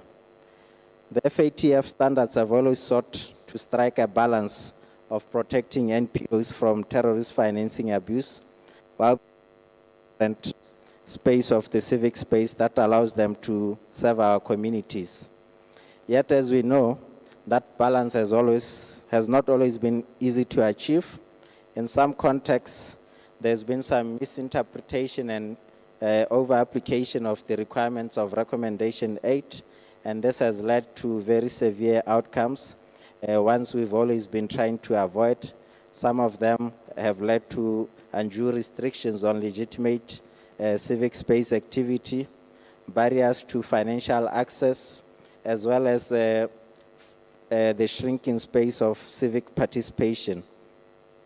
Recognizing this, the FATF has taken important corrective steps, and amongst them, a measure review was undertaken in 2021 to ascertain the unintended consequences of the application of the FATF standards. Following that review, Recommendation 8 was revised, as well as the guidance updated on good and bad practices. Crucially, in 2023, FATF revised its procedures. Amongst them is paragraph 130 bis of the universal procedures, as well as paragraph 136 of the fifth round mutual procedures. These provisions now require assessors to actively consider during the mutual evaluation process unintended consequences of FATF implementation, including those affecting NPOs and fundamental civic freedoms. More specifically, paragraph 136 of the 5th round procedures provides that if two or more parties of the FATF membership or FSRB membership, the IMF or the World Bank, report that a country is implementing obligations regarding NPOs in a way that is having unintended consequences, which are unduly disrupting or discouraging legitimate NPO activities, the ECG co-chairs of the FATF or the FSRBs will conduct a preliminary review of the report, and if they consider that the report meets the substantive threshold, then they will escalate the matter for discussion at the plenary or the ECG. Various measures can be applied. Amongst them, a high-level mission can be sent to the country to ascertain the level of political commitment by the country. And where there is insufficient political commitment, application of enhanced due diligence measures may be applied. So these developments, as it were, are not just a procedural change, but they signal a cultural shift, one which we are trying to cultivate here. It reminds us that effective risk-based implementation must be evidence-driven, proportionate, and rooted in dialogue. As we prepare for the upcoming evaluations, I would like to propose 3 key areas for reflection, not only for the NPOs, supervisors, but also for the FIUs as well. Firstly, these focus on activities before the evaluation. That is how NPOs can participate and assist in evidence building for the mutual evaluations. Secondly, they look at the participation of NPOs during the on-site phase of evaluation. And lastly, the post-evaluation activities. In relation to pre-mutual evaluation, NPOs play a critical role in helping authorities understand the landscape of the sector, its diversity, its internal controls, and the nature of the vulnerabilities and resilience. Their participation in consultations, data collection, and validation of typologies helps ensure that the assessment of terrorist financing risk is evidence-based and not assumption-driven. For FIUs and supervisors, this means moving beyond one-way information dissemination to genuine co-production of the risk assessment, where NPOs are not seen as subjects of the risk assessment, but as partners in the risk understanding. In this regard, understanding of TF risk at individual NPO level is a necessity, one that is not rooted in legal requirement, but one that will assist the NPOs to play a meaningful role in the fight against financial terrorism, or terrorism financing rather. This does not mean that NPOs have to publish or produce a risk assessment document. However, it requires that countries, particularly NPO supervisors and the FIUs, raise awareness to NPOs about the potential vulnerabilities and risk that they face and the measures that the NPOs can take to protect themselves against such abuse. For NPOs to understand TF risk assessment at an individual level, an NPO could consider using the following sources of information, amongst them publicly available information such as national risk assessments, sectoral risk assessments, reports dealing with terrorism financing abuse facing NPOs, internal documents that they may have generated such as internal audits and compliance risk report. They must also consult with competent staff on TF abuse risk, such as compliance officers where the NPO has sufficient resources for that. By analyzing the above information, NPOs can determine which internal and external risk factors may have an impact on their exposure to TF abuse. Such factors include the size and structure of the NPO, the type of activity that the NPO is undertaking, whether they have self-regulatory measures and which measures they are implementing, the internal controls and governance measures in place, whether they are location places them at proximity to terrorist hotspots, and the nature and volume of the financial transactions they undertake. By considering these factors, NPOs will be in a better position to gauge the likelihood of occurrence of each risk and its consequences on the NPO's activities, and be able to measure it and set up focused, proportionate, and risk-based internal control measures to mitigate those risks.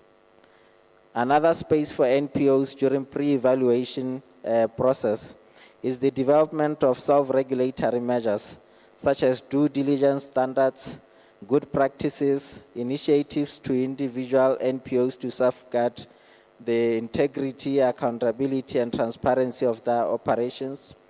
Self-regulatory measures help mitigate or reduce the TF risk for an NPO. These types of self-regulatory measures may include voluntary sector standards, sector codes with independent verification compliance, accreditations or certificates. They may include donor-enforced self-regulation or co-regulation or government-allied self-regulation mechanisms. During the on-site phase of the mutual evaluation process, assessors often engage NPOs to test whether the national framework is proportionate and effective. In this area, NPOs can provide valuable context illustrating how regulatory measures affect service delivery, humanitarian access, and community engagement. This presents an opportunity for the assessors to test whether the application of the FATF standards have unintended consequences in that jurisdiction. Further, constructive engagement at this stage helps prevent misunderstanding and strengthens the credibility of the mutual evaluation assessment. In this regard, NPOs are then found to be a legitimate partner in the process and not just want to read the reports. It is important to understand that the value of mutual evaluation is not just the report, but it's also how the risk identified in the mutual evaluation are mitigated through post-evaluation mechanisms. In this regard, NPOs equally play a vital role. They can help translate evaluation findings into practical sector-level improvements through awareness-raising measures, self-regulation initiatives, or strengthening internal governance and transparency mechanism. Regular joint reviews between regulators, financial intelligence units, and non-profit organizations can ensure that follow-up measures remain proportionate and that reforms do not unintentionally stifle legitimate activity of NPOs.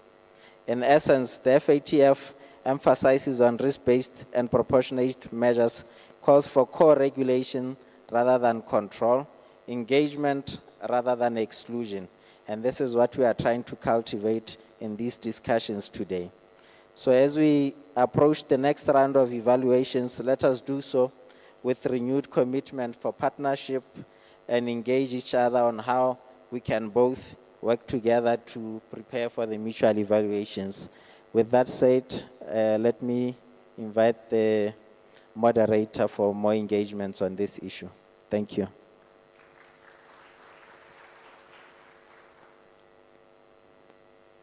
Thank you very much.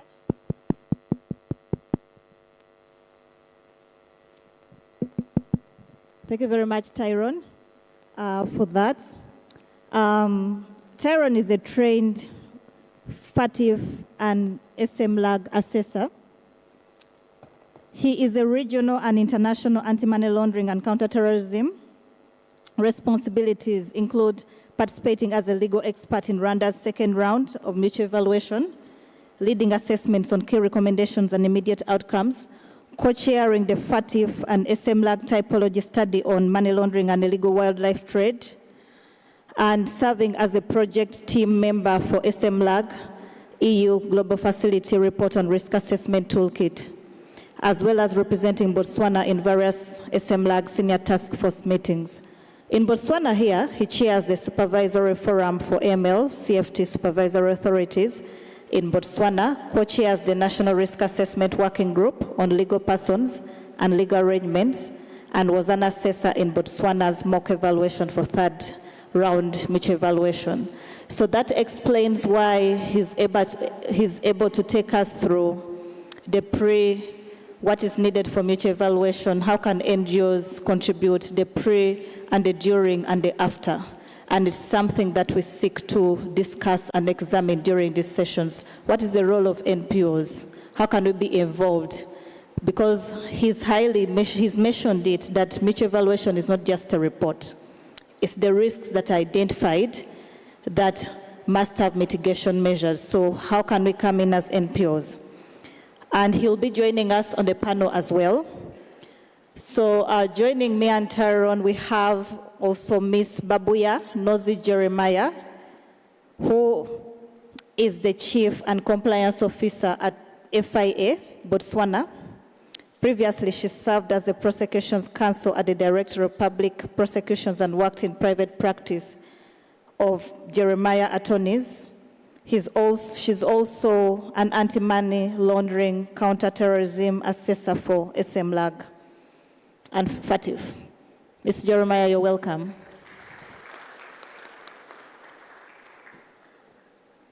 And as she walks up, we'll also be joined by another lady from Botswana, Ms. Larona Seribe. Ms. Larona is a compliance, AML, and risk management expert with extensive experience in insurance, banking, and legal sector. A BQA, accredited trainer, author, and conference speaker, she empowers organizations to achieve ethical growth, strengthens governance, and excel in regulatory compliance. Let's welcome Ms. Larona Seribe. As she walks the stage, we'll also be joined by Mr. Bright Biesige from the Pearl of Africa. Mr. Bright Biesige works with the Financial Intelligence Authority Uganda as the Manager International Relations, and he's been at FIA for over 10 years. He coordinates the implementation of FATF standards in Uganda through domestic and international cooperation and information sharing. He also heads the FIA division that acts as a secretariat for National MLCFT CPF Task Force and oversees the implementation of FATF action plans, monitors the national ML strategies, and prepares reports for international partners. He's also a specialist, ACAM specialist, and he coordinated Uganda's first NPO terrorism financing risk assessment and was instrumental in Uganda's implementation of FATF Recommendation 8, including removing NPOs as reporting entities, which just happened recently, not over a year ago. Thank you very much, Bright. We'll also be joined by Mr. Oyebisi Babatunde Olusei from Nigeria. Mr. Oyebisi is Executive Director of the Nigerian Network of NGOs and has a strong background in civil society. He previously worked at UNICEF, New York, where he started the Rural Voices of Youth Initiatives. He has significantly grown NGOs' influence, including leading the non-profit management masterclass for Google.org. His experience ranges from advocating for legal reforms for Nigerian NPOs to engaging globally and contributing to the adoption of SDGs by African heads of states. As a co-chair for the Forest Task Force on Summit of the Future and holding several leadership positions, including the board of International Center for Non-Profit Law and Executive Committee of Civil Society Pillar of Community of Democracies. He effectively links local efforts with global policy. On stage, again, we'll be joined by Mr. Frederick Okado from Kenya,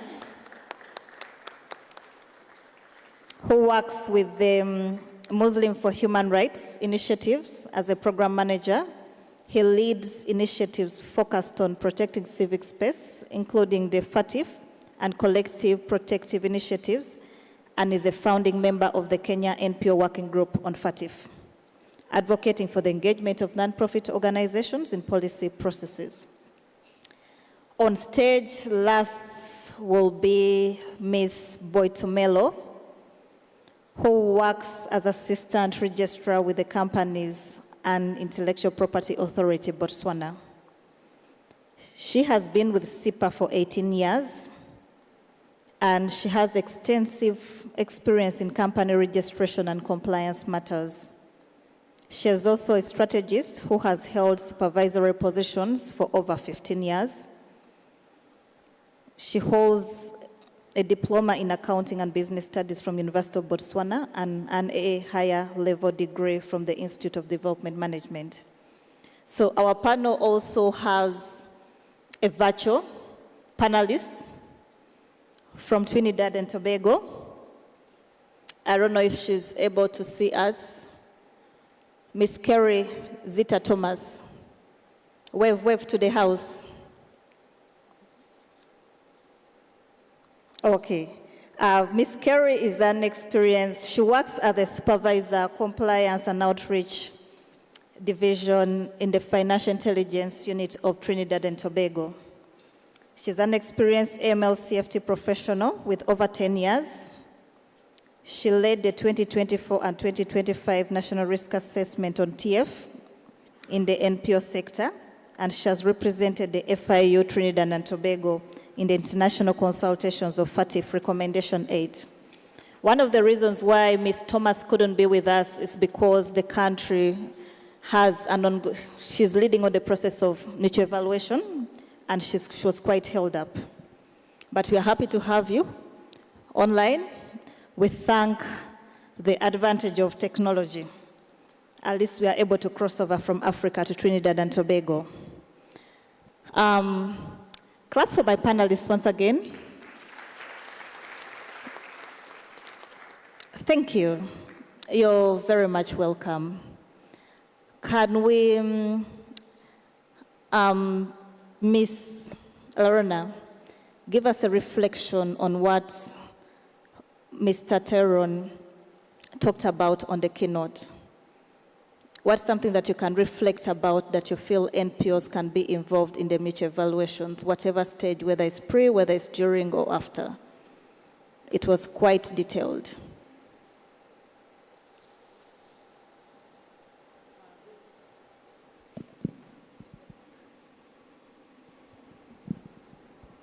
You can use this one.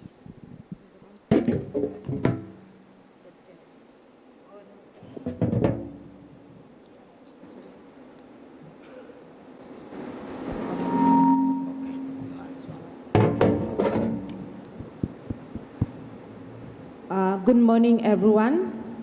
Like it has already indicated, my name is Larona. I work for a law firm and also for Church Foundation, which is an NPO. So I want to agree that NPOs are in the forefront in building community, societies, and changing lives. Furthermore, these NPOs, they work together with companies, parastatals, and even government. So our role as an NPO is to feed the government with real information that communicate our risk and our activities that we do. Hence, it's very, very important to do self-assessment to understand our donors, our beneficiaries, where we collect the money, and how we transact between our beneficiaries and the donors. Hence, it's very, very important to have that tool that helps you to understand your scope as an NPO. With that, it will help us to come up with realities of what is happening in the ground, not assumptions. Earlier on, Mr. Teron mentioned about building evidence. These mutual evaluations, they focus more on what's really in the ground. So if we keep real information and have accountability of what you do by keeping the records as an evidence, it will help us to reach a different dimension as a country. because we have evidence that proves what we do, the risk, and where we want to go. Thank you. Thank you very much, Ms. Larona. Yes, you've talked about the pre-evaluation, how we have to basically keep our house clean and make sure we prepare ourselves. This brings me to who we usually call our regulators, FIU. And to your Bright, how have FIU's national regulatory authorities and assessment teams engaged NPOs and supported their participation before, during, and after each evaluations, as well as sectoral risk assessment? You highlighted earlier on, you led the first NPO risk assessment. Give us the Ugandan perspective.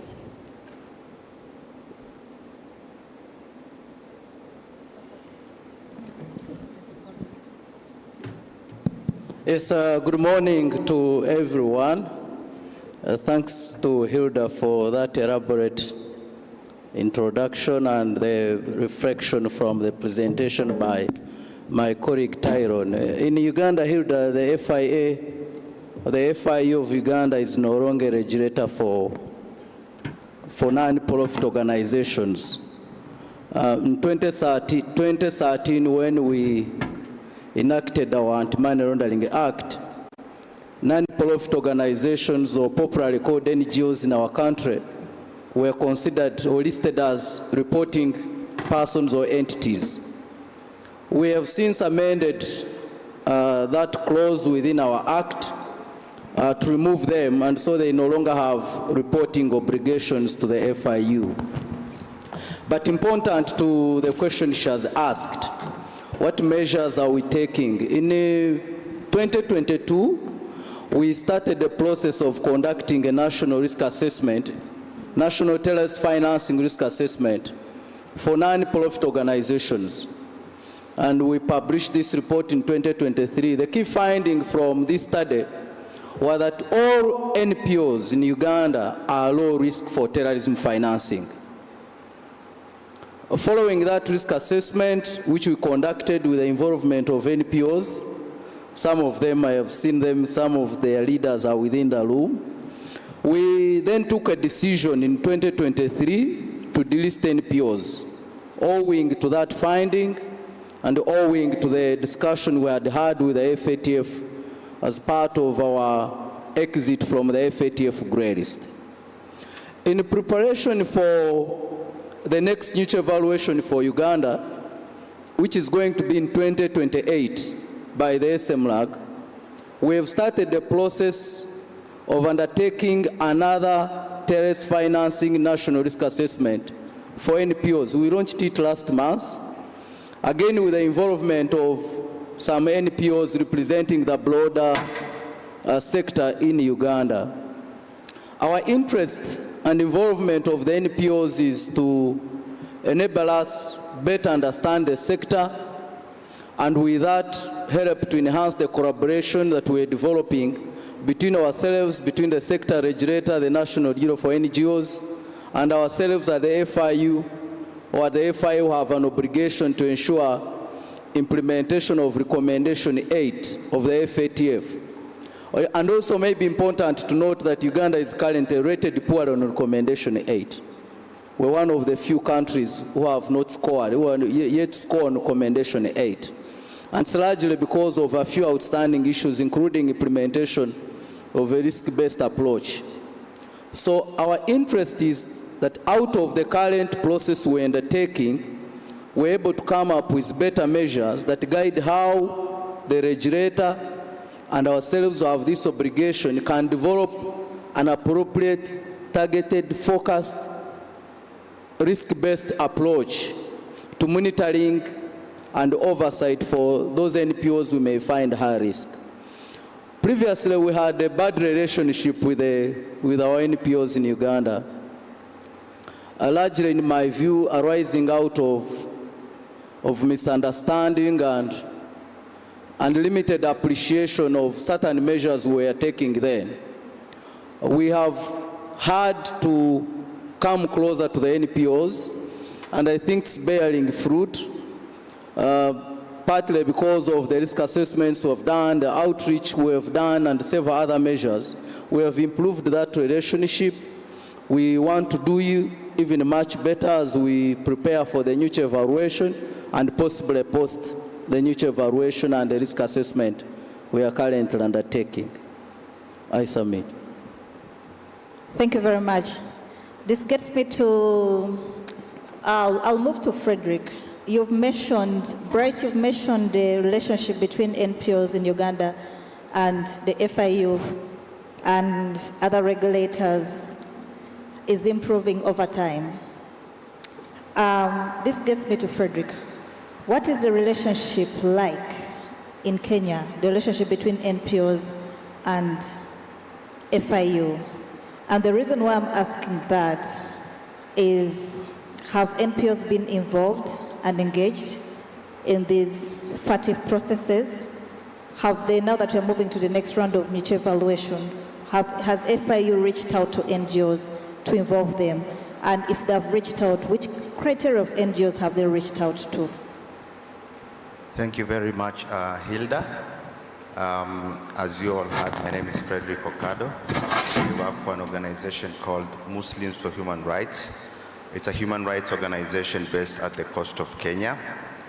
And one of the organizations also that was at some point victimized and targeted by government for allegations of financing or sympathizing or even supporting terrorism.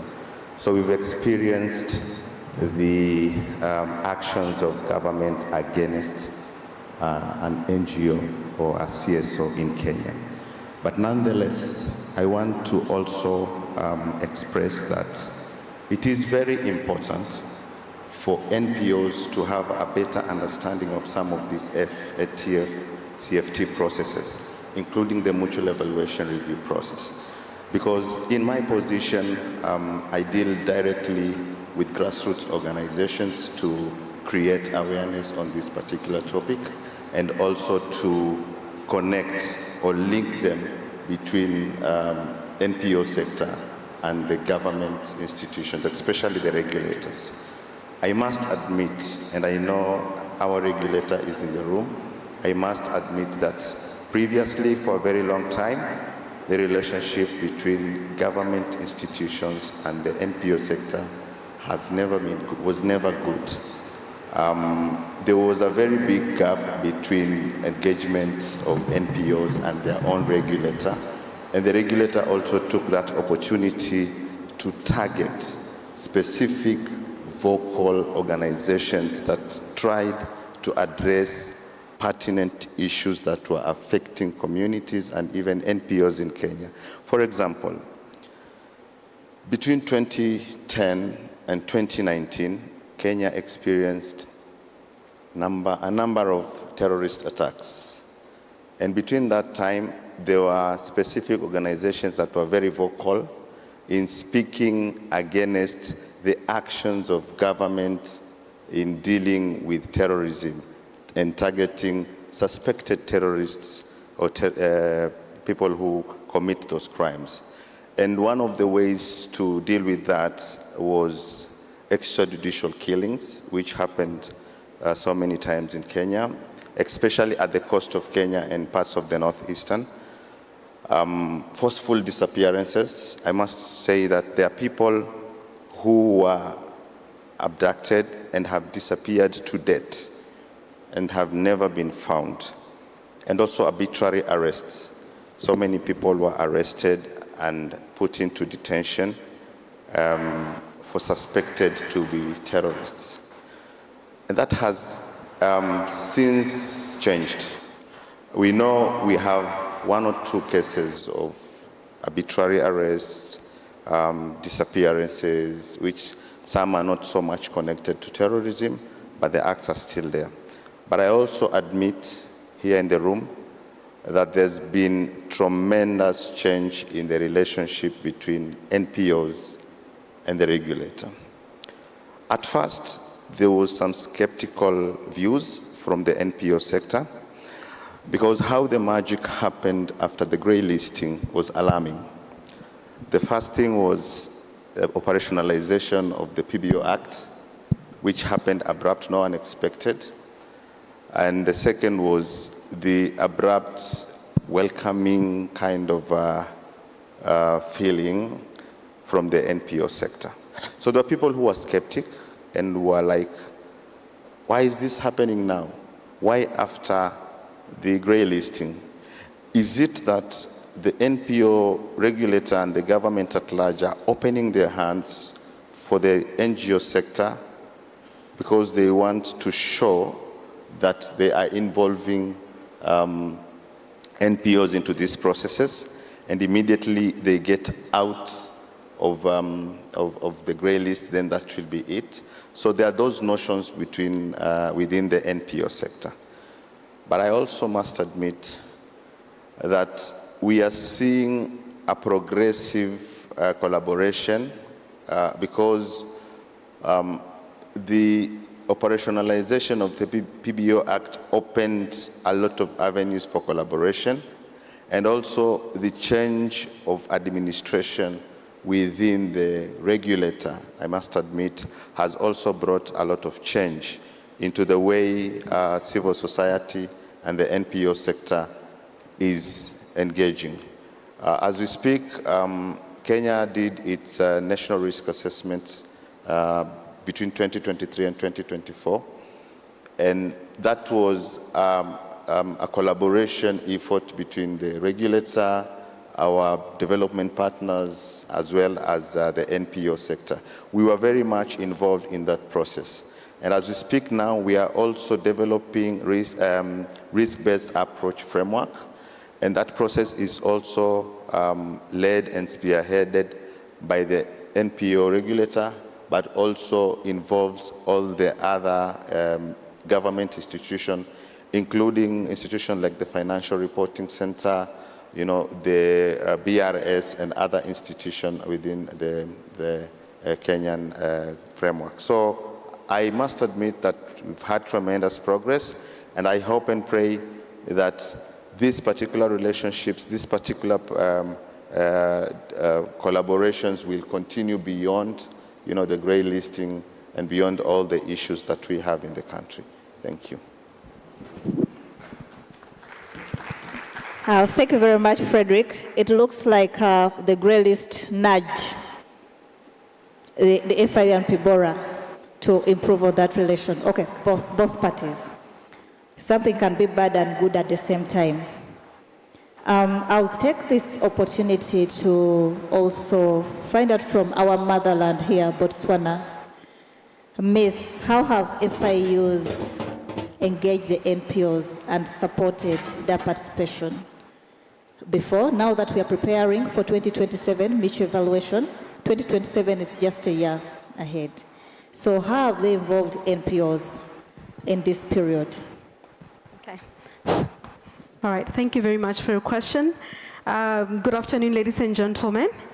From the Botswana's FIU's perspective, I take it from maybe a little bit before our current situation.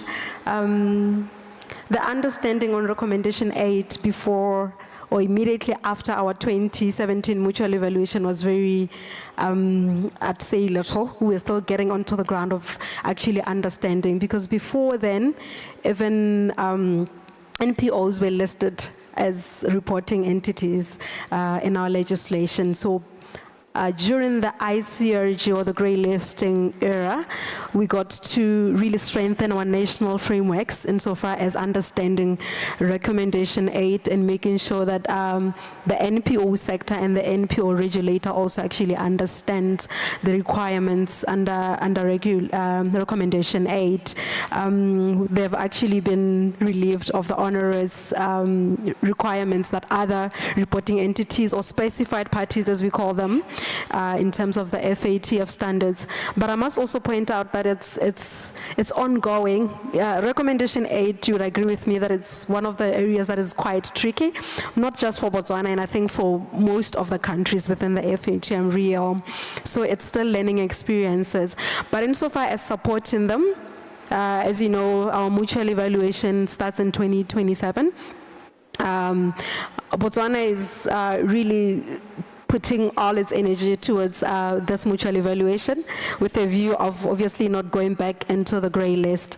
So we have national frameworks and platforms within which we sit and collaborate and coordinate to make sure that the NPO sector is supported and actually is aware of its AML-CFT requirements. For example, we have a supervisory body framework which we call the Supervisors Forum, which the NPO regulator sits together with other reporting entities, obviously understanding that there is a difference in the requirements, but we have that forum where they actually sit to share their experiences and supervision with a view of hand-holding each other to ensure that the NPO sector is actually compliant with their AML-CFT requirements. I must say that we all fear the ICRG, but I think as a country we've looked on the positive side, that is taking lessons from the post-2017 mutual evaluation to say it actually helped us to actually sit together and reflect and retrospect on our AML-CFT framework to make sure that when we come for the 2027 mutual evaluation, we are actually aligned in understanding what our requirements are. And it's not just the forum, we also have strengthened our AML-CFT legislation. Like I have already indicated that we removed the NPO sector from the onerous requirements which we had initially put from lack of better understanding of what recommendation 8 requires. We have also forums of law enforcement where we actually also sit and make sure that everyone knows what to do and supporting each other in the risk assessments that we do per sector is also one of the areas that we have also looked at. Thank you. Thank you very much. Tyrone, would you want to add on to that?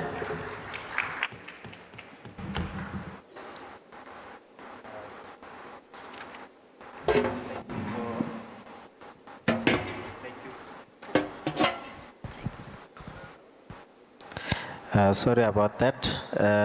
I think I could just add that with the support of the Financial Intelligence Unit, in here we call them the Financial Intelligence Agency, we've been able to review the laws as she's mentioned, but they've also provided us critical support for risk assessment. The risk assessment that we do for the NPO, we've always have FIU as part of our participation working group members, but beyond that there is also help with raising awareness. We've participated with them for quite a number of activities for raising awareness. For example, not too long, I think a month or so, they had a march in Francistown where we all collaborated with them on these activities. So we've been collaborating and moving towards that seamless relationship. Thank you.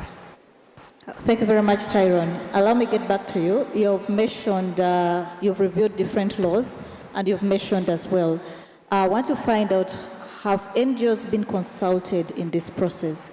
Because oftentimes, because we want to tick off the box, we enact laws, we do not consult the NPOs, and yet these laws have a very bad ripple effect onto the civic space.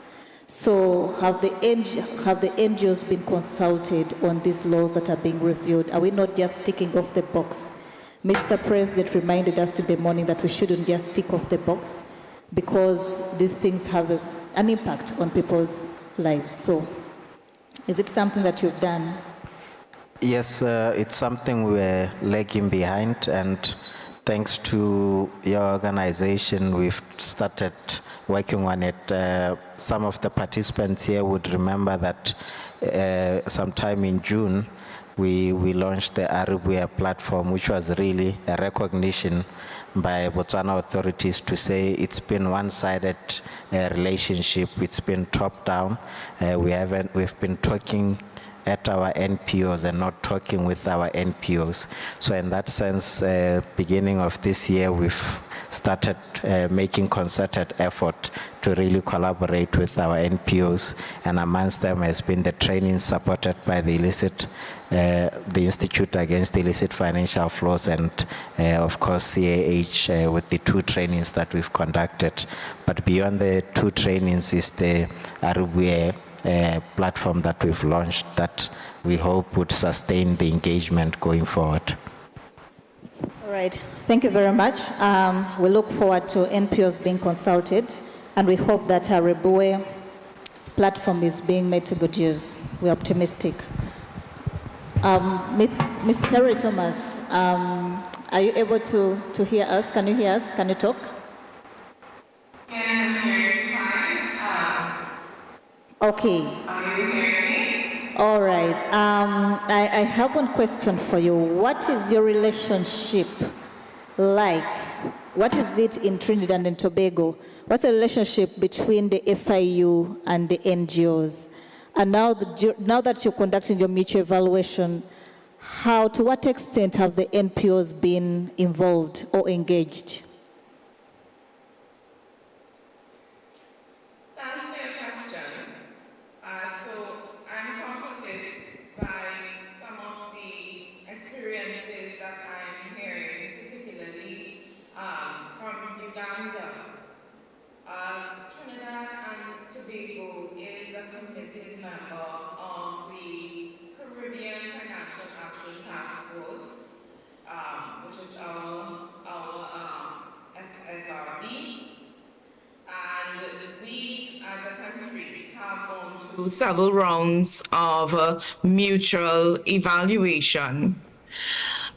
In the 4th round, and is presently under, as you have said earlier, is engaged in our 5th round mutual evaluation. We're one of the first countries that, first in the Caribbean and first in some parts of the world that is undergoing the 5th round on mutual evaluation under the 5th round methodology.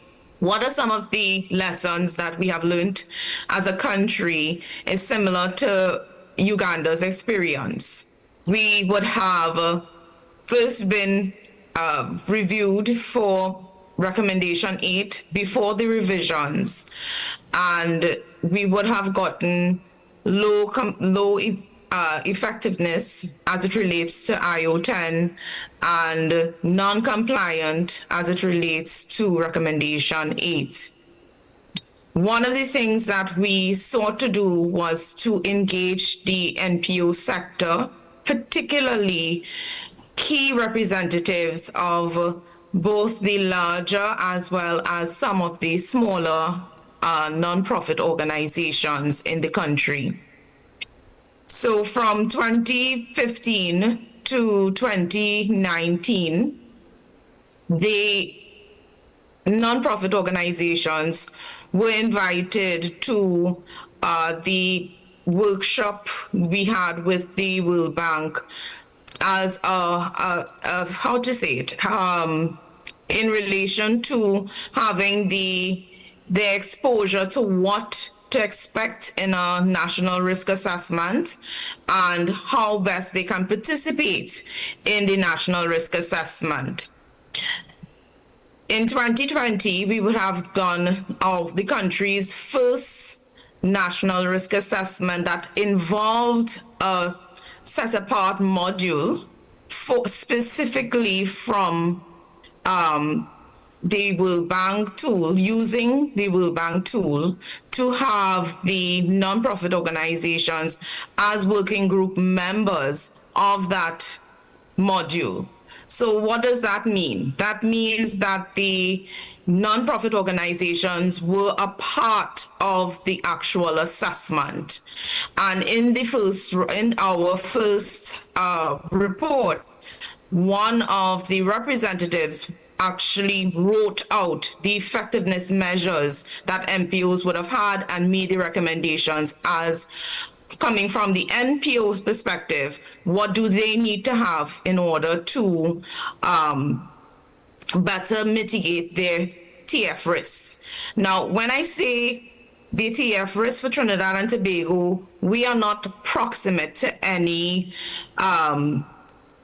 terrorist organizations. However, during 2016 to 17, we did experience the trend of foreign terrorist fighters, which were nationals of Trinidad and Tobago, being drafted through ISIS and going to Turkey and Syria. So that would have caused some level of threat as it relates to coming for not just the NPO sector, but the country as a whole.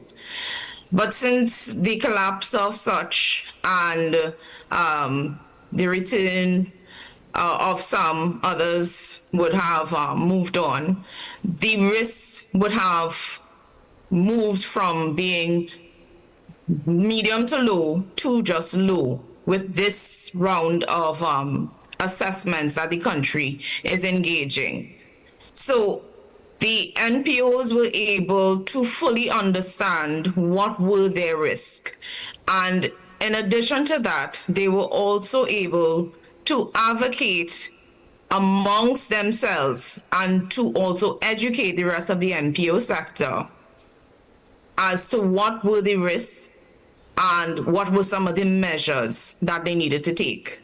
So the government also partnered with one of the NPO's initiatives, which is the capacity development aspect of it, which is coined the Ignite CSO project, where we would have assisted in training a train-the-trainer exercise this year, which would have allowed them to be able to further disseminate the information. Now, like other countries, the first version of the recommendation 8 would have left some level of vagueness in terms of its definitions. And that would have resulted in us, when we first passed our NPO Act, the nonprofit organizations being allocated responsibilities and obligations as a reporting entity. One of the recommendations that came out of our first national risk assessment that allowed or that incorporated the NPO assessment for TF would have been removing the NPOs, and that would have been done this year. And the dissemination of that information is going not only throughout the NPO sector, but also geared for the financial institutions because of the allocation of NPOs as being reporting entities. There was the unintended consequence of some level of de-risking. So between last year and this year, both the authorities as well as the NPO sector engaged in a tri-partnership with the Financial Intelligence Unit being as well as the Central Bank of Trinidad and Tobago being the authorities and the regulators to engage the financial institutions to educate them further as to what are the risks and what is expected of financial institutions. This would have been based on what are the best practices that was highlighted by the Financial Action Task Force, as well as in the context that our country overall TF risk assessment showed to be low as it relates to the NPO sector. So there is that engagement that is occurring right now in terms of our present mutual evaluation. We are engaging the very same persons who would have been on the working group, as well as the nonprofit organizations that would have been monitored by the FIU and would have gone through some level of what we call stakeholder engagement. So the alternative tennis inspection, where we would have met with the NPO, reviewed some of their procedures, made recommendations specific to certain risk factors that would have been identified, and working with that NPO in order to better mitigate the identified risks. So what we avoided doing, even when the NPOs were reported entities, we still sought to have focused, proportionate, and risk-based approach in terms of our engagement with the NPOs. So we did a lot of outreach sessions, we did a lot of engagement sessions from the inception of the NPO Act to now. And we continue to have, where there was any elevated risk or rather vulnerabilities that were identified, we specifically worked with the NPOs to help them, or at least give them some sort of guidance as to what would be expected of them to fully secure the NPOs from any TF risks. So I hope that helps you in some measure. I don't want to take up too much time for the other speakers. Thank you very much. I think your experience resonates with some of the countries in Africa. Thank you very much, Ms. Curry. Yes, it does. It does. Yeah, it does. That shows how interconnected we are. Mr. Yebisi, your organization is a network organization, right? Is it a network organization? Absolutely. Yes. I want to find out, usually as a network, we have that collective power. They can hear us as a network when we come as a group, as opposed to when you come as one. How has your network been successful in some of these FATF processes in the previous mutual evaluation or sectoral risk assessment? How has your network engaged FIU or SMLAG or FATF? Relying on our experience at the Nigerian Network of NGOs, a couple of points I'm sure will be helpful to other civil society organizations in the room. One is to understand that the relationship between ourselves and our regulators is a forced relationship. And because it is a forced relationship, there's a kind of temperament that must go with that type of relationship. And the two gentlemen, both on my right and left, alluded to that. One saying that the relationship wasn't as good, then it has moved to, yeah, been so good. And the other said he hopes that after getting out of the gray list, the relationship continues. And that shows the need for balancing collaboration with confrontation, or what I call constructive friction as well. Because there are times when we will need to collaborate, but there are times when we'll need to call each other out, either as civil society or as government. And it requires us also understanding each other's role. The regulators are there thinking about security, how the financial architecture will not be used, will not be abused. And as civil society, we're in the room to safeguard the integrity of our space, and also to ensure that, legitimate charitable activities are not infringed upon. And it is within that understanding that we must now start thinking about co-creation. And for us to be able to co-create, it means that we must, as civil society, be able to bring credible data that shows where the issues are. The lesson we've learned as a Nigerian Network of NGOs is sometimes you have to move away from compliance to effectiveness. Effectiveness meaning that you are able to use the effectiveness conversation to sit at the table with your regulators, and in ways that ensures that you can show the real areas where the issues are. It's always better to work within an ecosystem, not against the ecosystem, and that's where the coalition system comes in. Some organizations would have the experience with the technical aspect of it. The moment you start airing out content, recommendation hits, then it sounds technical to you.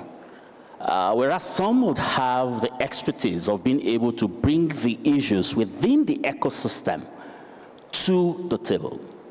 And it is in finding that balance of working within the ecosystem, not against the ecosystem. And don't forget that civil society is a contested space, all right? But how do you find that temperament of working together in ways that shows where the real issues are? Because at the end of the day, and using the Nigerian experience, by the time you are able to address the laws, the chances are you might now start having issues with de-risking. And that's why, the work that is being done by civil society organizations like X4C, the Nigerian Network of NGOs, and also organizations like Waxinodu who would do capacity building trainings becomes very much important. And why am I emphasizing that? I am emphasizing that because it is an ecosystem. At the end of the day, you must also be able to show internal controls that gives the regulators a certain level of confidence that, okay, with the laws that we have, the system we have within the civil society sector is able to address some of the security goals that we have. While as a sector, you are able to show the safeguard that is important for the operations of nonprofits in the country to work. And that would be your internal control and also a model of self-regulation. The other bit is also understanding the updates that we now have to the interpretative notes and how you can use that as well to both engage with your regulators, but also more importantly, educate the sector as a whole. Now linking that back to the continuous vigilance that needs to happen. You might have regulators that understand the process at this time. At times, you might have those who probably, for the lack of understanding, do not understand why they should be talking to us as regulators. So the sense I'm trying to put across is there has to be that maybe a permanent dialogue mechanism that is resilient, that is trust-based, and that is also able to continue to provide data that feeds that ecosystem of what we are trying to address. Meaning that staff of organizations might go, for example, I might leave Triple NGO, someone else might leave their current seat at FIU. The understanding would always be different. However, if we have that mechanism, that dialogue mechanism that is, consistent, and that we have built over time, particularly around trusts and around the resilience that comes with a forced relationship, then I think we'll have a path to continue to retool so that nonprofits across the world and Africa can continue to do what they do best, which is doing good, without having to complete forms all of the time, like Victoria was talking about in her presentation. Let executive directors be able to do the work of executive directors, and let nonprofits be able to do good across communities. Thank you very much. You mentioned something very interesting. The forced relationship, but also we must look at, it must be trust-based. So, and then you talked about collaboration and confrontation. Are there instances where we've had successes on both ends? Kindly share with us an experience where we've had success with collaborating with the FIUs, and we've also had successes with confrontation with the FIUs. And what sort of confrontation and what's the nature of the collaboration? I think the Nigerian experience is very much instrumental to this. So when you hear that Nigeria is Recommendation 8 compliant, it's a factor of both that collaboration and confrontation. Don't forget that as a network, my default is collaboration. There are independent other organizations that their default would be to confront. So it is that balance. And I'm sure if you speak to regulators in Nigeria, they will tell you how difficult it was to cultivate the relationship that we have now. There are instances when, as a network, I've had to call out the regulators in terms of AML-CFT. Why? Because majority of my members will come to me to say they are not able to register on the regulators portal. Then there's a part where, again, you have to look at this within the context of how do we jointly co-create a solution that works to this problem. The balance is not always easy. I mean, myself and Yona and another colleague were joking outside as to how when you engage with government or policies, it's very easy for people to say you have sold out, all right? And that's part of the trade-offs that you get when you collaborate. In fact, some would tell me, ABC, you collaborate too much, all right? But finding that balance at the end of the day is what really matters. You won't get the level of success we have in Nigeria at this time if we do not have organizations that are happy to say, no, this is not working, and those that are also able to use quiet diplomacy to say, have you heard what colleagues are saying?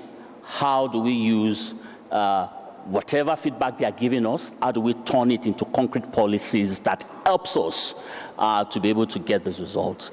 I'm sure getting the president here today is both a collaborative effort, but one that also, in his speech, remember I said that civil society in Botswana is not as strong as it should be, but that the headquarters of civil society is the labor movement. And what is the labor movement known for? Known to be able to fund its own activities, its independence, but also be able to agitate. I'm sure it is within the context of that collaboration and that understanding. Maybe the president also understands that if I don't come, these guys might shout my name and put pressure on me. Again, just cite an example of the balance that comes with this type of work. So where the regulations that we have, where they are impeding on our work, that's where the confrontation comes. But when there's the opportunity for us to sit down at the table, review policies, provide feedback, that's where the collaboration comes from. Thank you very much. So both can be effective depending on when it's needed. Sipa from Botswana, drawing from your past experience on NPOs and national authorities collaborating, yes, your colleagues have mentioned it has been a one-way, headmaster children. What are some of the challenges that you've encountered collaborating with the sector? And what is the way forward? Thank you, Hilda.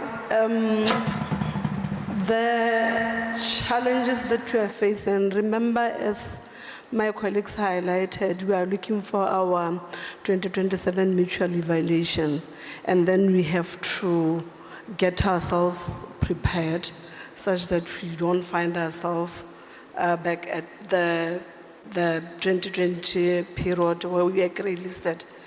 So the first thing that we had to do was the risk assessment. We started with the national risk assessment, and out of the national risk assessment, we learned that there were some points that we left out.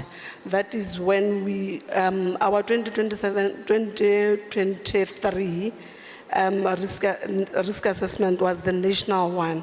We then did the sector risk assessment in 2024.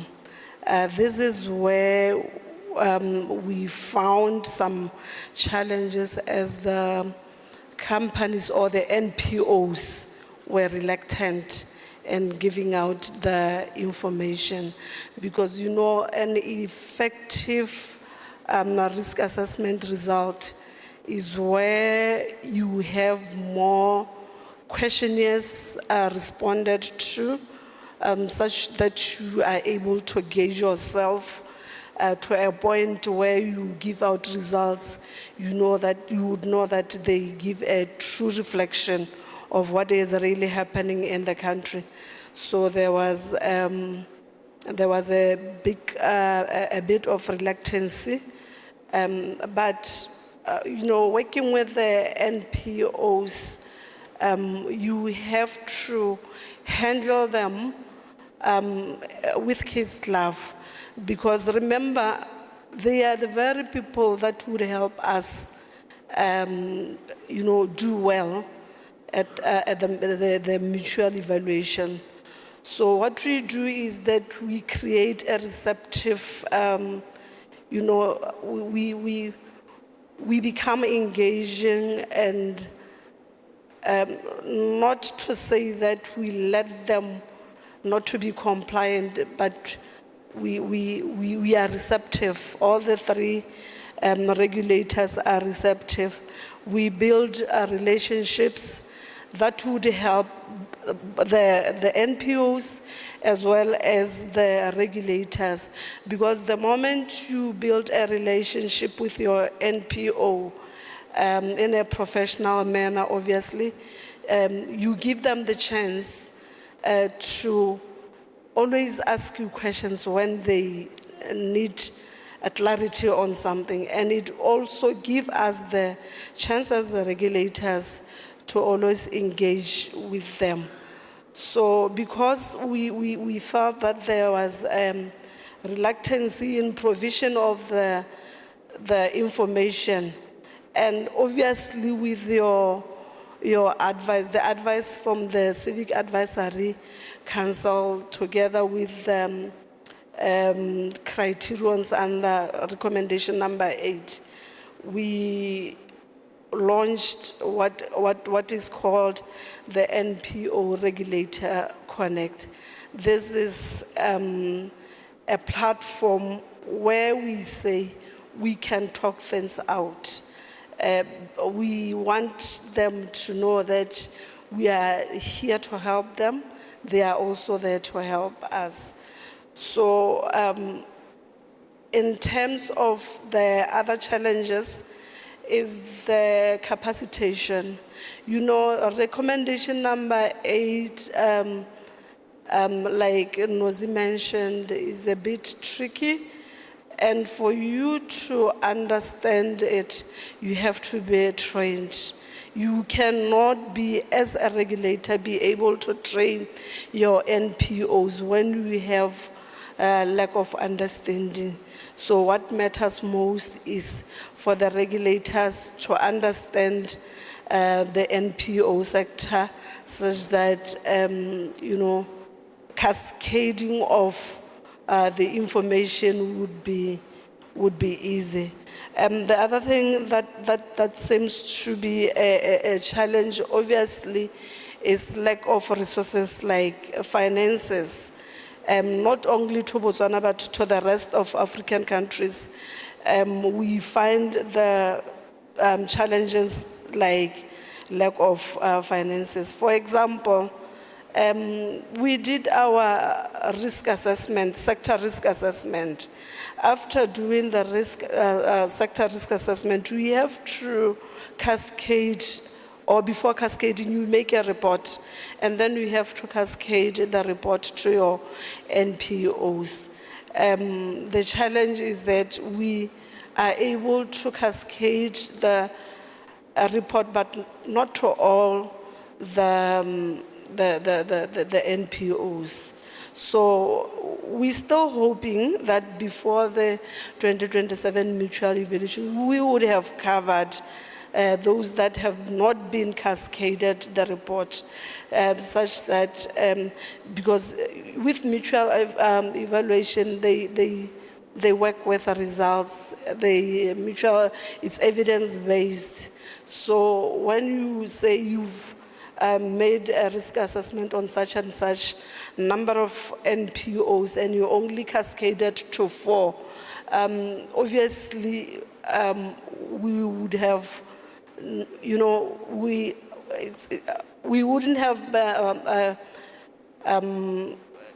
you know, got to the point that we wanted to get to, where all are covered, including those that were not part of the risk assessment, because you know, when you do a risk assessment, it's not like you take all the NPOs, you choose the selective, but the rest of them have to know the results of the risk assessment, such that there is a way to know how to avoid to get themselves into the risk of being used by terrorists. So I would say those are some of the risks that we find as a country. Thank you very much. I'll get back to the panelists for just a 2 minutes takeaway. The takeaway is the commitment to involve NPOs in this process. But I'll take this opportunity. That will happen after the House. I'll take this opportunity to open Q&A question. I don't know if we have microphones. Kindly help with microphones. So to the House, please share with us an experience in your country, a good practice of engaging NPOs in the mutual evaluation process, or a bad practice with a solution. The microphones will be moving around, and also we'll be having a late lunch of about 1:40. We started a little bit late. The session was supposed to be 1.5 hours. So in the House, share with us a bad practice in your country. If it's a bad practice, give us a solution, and also a good practice.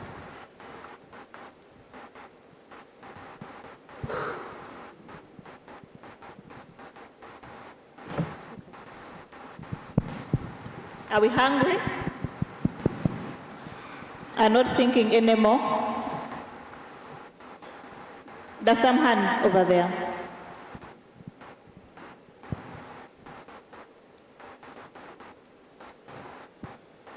And also, if you have a question to the panelists, please ask one. Thank you very much. I am Siram from Togo, and I work for an organization that is in the field of peace and security. In countries in my sub-region, especially Togo, NPOs are often excluded from meaningful participation in mutual evaluations. So my question will be, how can FIUs and FATF bodies institutionalize civil society engagement before, during and after evaluations, and how can we make sure in those French-speaking countries that are facing political issues and where the evaluations are weaponized, how can you share, what experiences can you share with us to get more involved in those evaluations in our countries? Thank you. Thank you very much, Sriam. I would like to direct that question to Giaba. We don't have any regulator from any FIU from the French-speaking country. All right.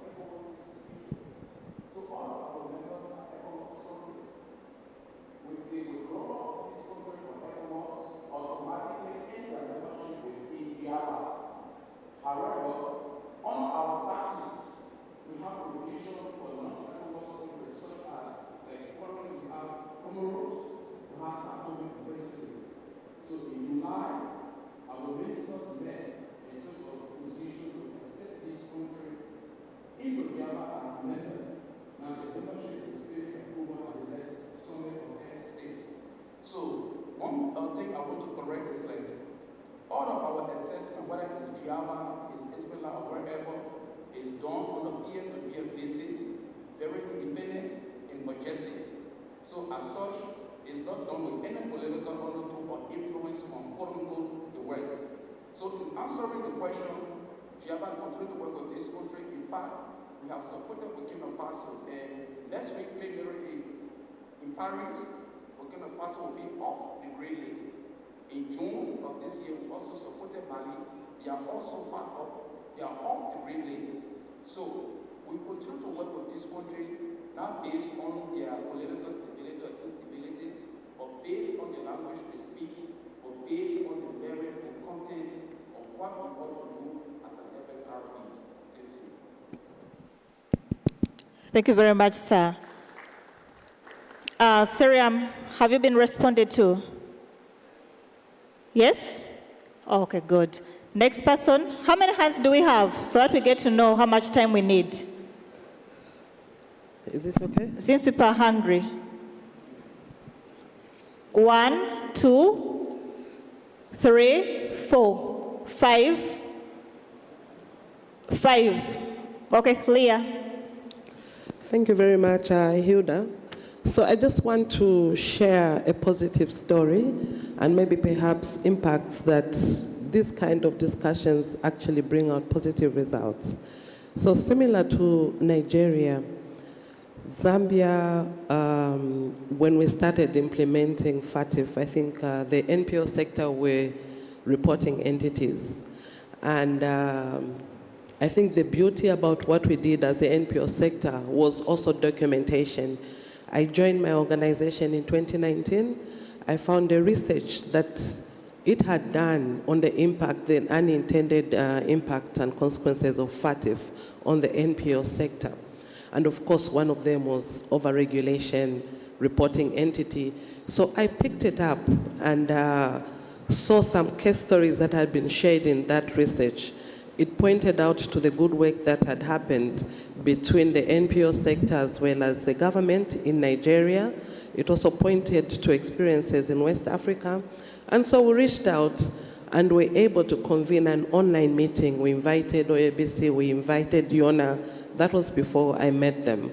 We also went further to invite FATF itself, the global facility, because our government was telling us that the NGO acts and the other laws were actually a requirement. But then we're also able to point out that those recommendations ain't. So long story short, now Zambia, we have removed the NPO sector from being reporting entities, but then also we've started the dialogues between the FIC, the NGO registration body, government. We've brought in now the financial sector, as well as the anti-terrorism unit. So I think beyond these conferences, which started maybe in 2018, we can see tangible efforts. We were trained by our colleagues in Uganda, Nigeria, and Ghana. This year in May, I found myself training civil society in Malawi and supporting them also to come up with a FATF CSO coalition. So I think it's a snowball. Thank you very much, Leah. It's always good to hear some good practices, but then because we learn from each other. The next hand. Thank you very much. My name is Alfred Bulakali. I work with Article 19 West Africa. We are based in Senegal. My experience is quite positive and not positive, you will appreciate. In 2021, while Senegal were facing COVID-19 issues, we were also admitted on the grey list following note of deficiency in AML and CFT. So due to reforms and strong implementation of corrective measures, in October 2024, the country was lifted from the grey list, what is quietly a positive thing for which we applauded our government for the effort made but also for positive consequences that this can have on our safety and the investment in the country. However, what we noted, my observation, and maybe some colleagues from the country who are here, is a very poor knowledge and access to information by the population, including major organizations from civil society, about what made that we were on the grey list and the process that led to the lifting from the grey list. And as an example, we could see that many of the announcements of the decision were made by foreign press, mainly in English, from which local press could get information to publish. That showed the issue that while of course we as elite, like the president was speaking this morning, we understand and involve in these issues, there is still very much work to do to make sure this is also the citizen population drive and process and our responsibility to engage our citizens, our media to be the real monitors with us about this given process. That's why I'm saying there is positive, but also some less positive comparing on how the population itself take ownership of this process. Thank you very much. All right, thank you very much. That challenges us to see how can we work on that to make sure that the population takes ownership of this. The next, we had two hands. Yes.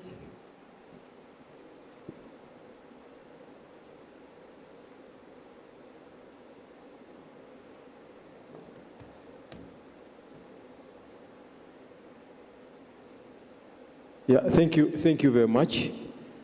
My name is Philip Eric. The cameraman says I should stand. Maybe he has to focus CNN, which is a good practice. My name is Philip Eric from the part of Africa. This is a very rare, interesting conversation. You'll excuse me, Hilda, whether it's a good or bad practice, but this kind of engagement is meant to tease out the preparedness of NPOs to the next round of FATF. So listening into the powerful panel and reflecting on what we had in the master classes, I thought I would share my thoughts. As a best practice, I think as we prepare for the evaluation, they should reflect more on country-specific vulnerabilities, especially what we listened from the professor who is the master of procurement corruption. I think the evaluation should focus more on that as a mechanism of improving the risk-based supervision. Then very importantly, I need guidance from my brother from the part of Africa. Issues to do with strategic intelligence is very pertinent in this conversation. And as FIA, I think you do conduct strategic analysis to develop the ML and the TFs. But I've not seen, maybe because I'm a learner and not an expert in the space, but the involvement of NPOs in conducting this strategic analysis, I think needs to be upped up. It would be a bad practice as a country when you're doing strategic intelligence, because this is more of knowledge, related knowledge, strategic intelligence. So I'm thinking moving forward at a country level, I've not seen that, my brother, in Uganda. When you're conducting this, it's a bad practice. Yet as NPOs in Uganda, I think we can make commendable contribution to, one, enhance the knowledge, and because you give us a duty, you always simply limit us to raising awareness. Even when you're speaking, you say, you know, NPOs have a duty of raising awareness. Now we raise awareness on what? When you're not getting involved at the strategic level. You know, that is very important, strategic intelligence. So I thought I would stop at that. Thank you very much. Thank you very much. Bright will respond to that during our 2 minutes. We had the last two hands this side. Okay. Be brief, 2 minutes. Okay, my apologies. I didn't realize. Kindly stand up. Oh, okay. Yeah, thank you. I think mine is more of an observation rather than a comment, because I saw that from the panel, we have quite a number of panelists from the Financial Intelligence Unit. So if you look at the FATF requirements, the way they are structured, they have like 5 thematic areas. So you have the risk-based approach, and then sustained outreach, and then you have information gathering and sharing, and then the other 3. So I think what would have assisted, or maybe it's just something to ponder on and think over lunch break, is in terms of, let me just check, okay. In terms of, yes, effective information gathering and investigation. I think one would have wanted to see the role that the FIUs play when it comes to dealing with NPOs that are either suspected of being at risk of being abused for TF, or when there is a suspicion that one NPO might be exploited by a terrorist organization or for TF abuse. And I'm saying this because if you look at the definition of NPO, it's a functional one. So it's looking at the activities and the characteristics of an NPO.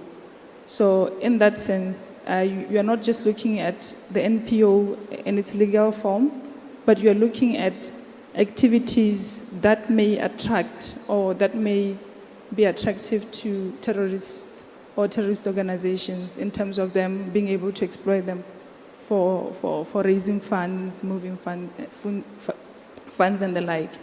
So I think that will be crucial when it comes to preparing for the next round of mutual evaluation, because that is really the basis of now monitoring and having oversight over these NPOs, and it also closely linked to unintended consequences that Tyrone spoke about when he was giving his address. So if that is not done clearly, or if there's not clear mechanisms that are in place to have that, then you run the risk of over-regulation and all those other unintended consequences that can then become problematic when we come to the assessment stage.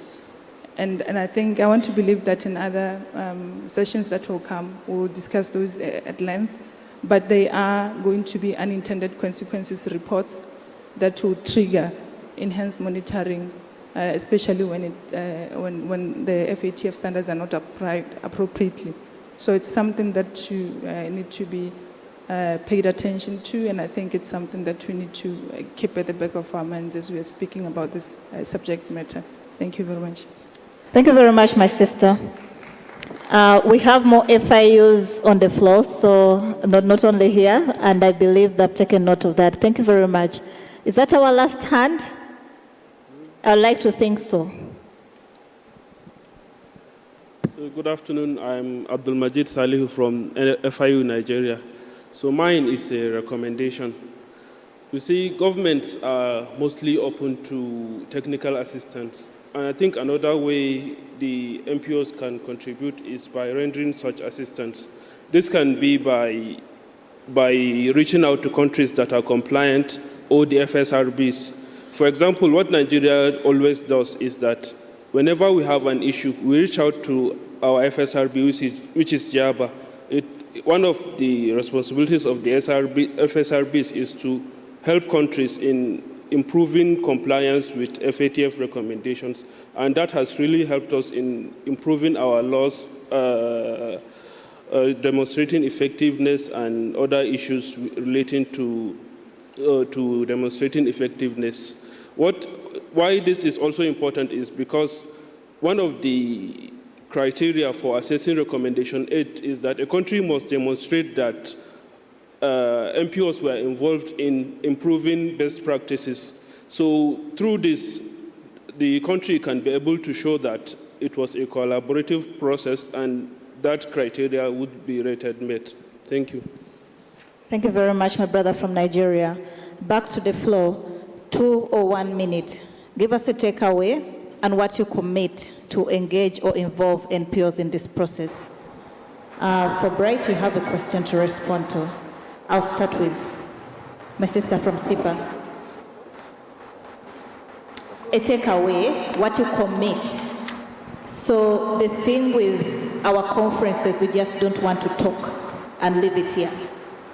So we want commitment, something that when we meet next year around the same time, I don't know which part of the continent we'll be in, then we review our progress, the commitments that we made, what progress have we made towards that. So what do you commit to as SIPA to engage NPOs in this process of mutual evaluation?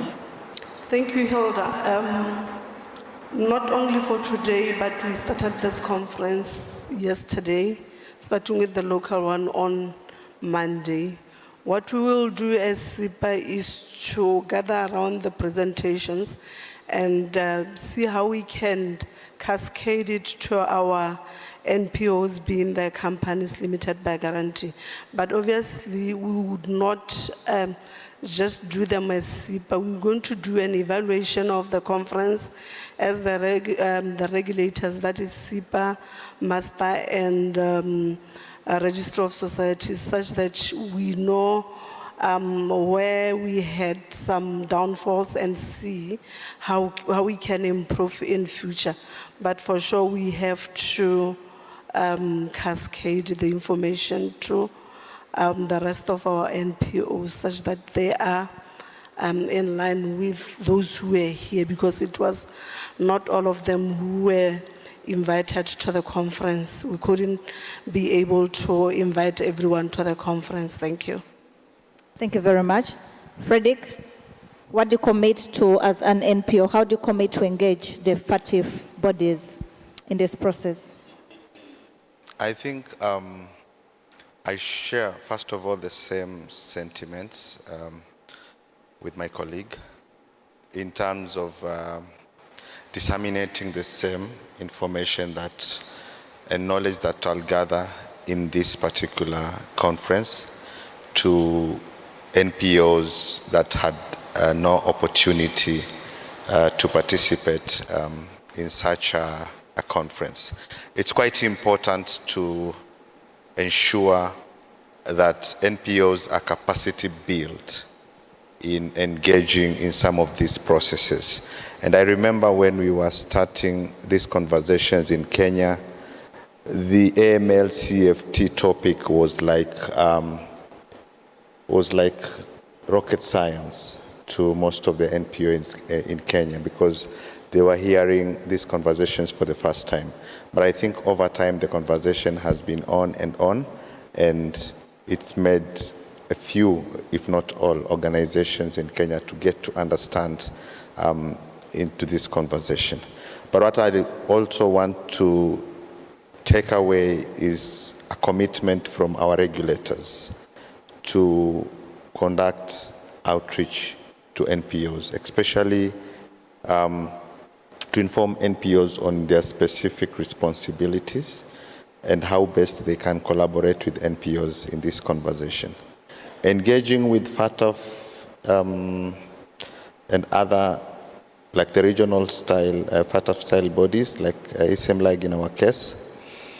For me, it's not been easy, but we are trying to put up a platform through the Kenya NPO Working Group on FATF to start engaging with these regional bodies, because it's very important for also NPOs to understand the responsibilities of these bodies and how they affect the FATF, AML, CFT conversation.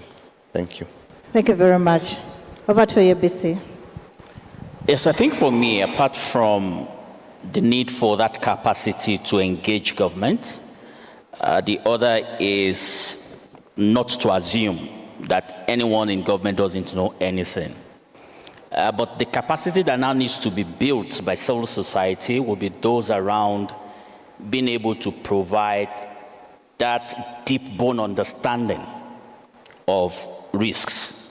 Are you able to provide data around risks that can help in developing a national risk assessment that is truly representative of the entire nonprofit ecosystem in relation to TF?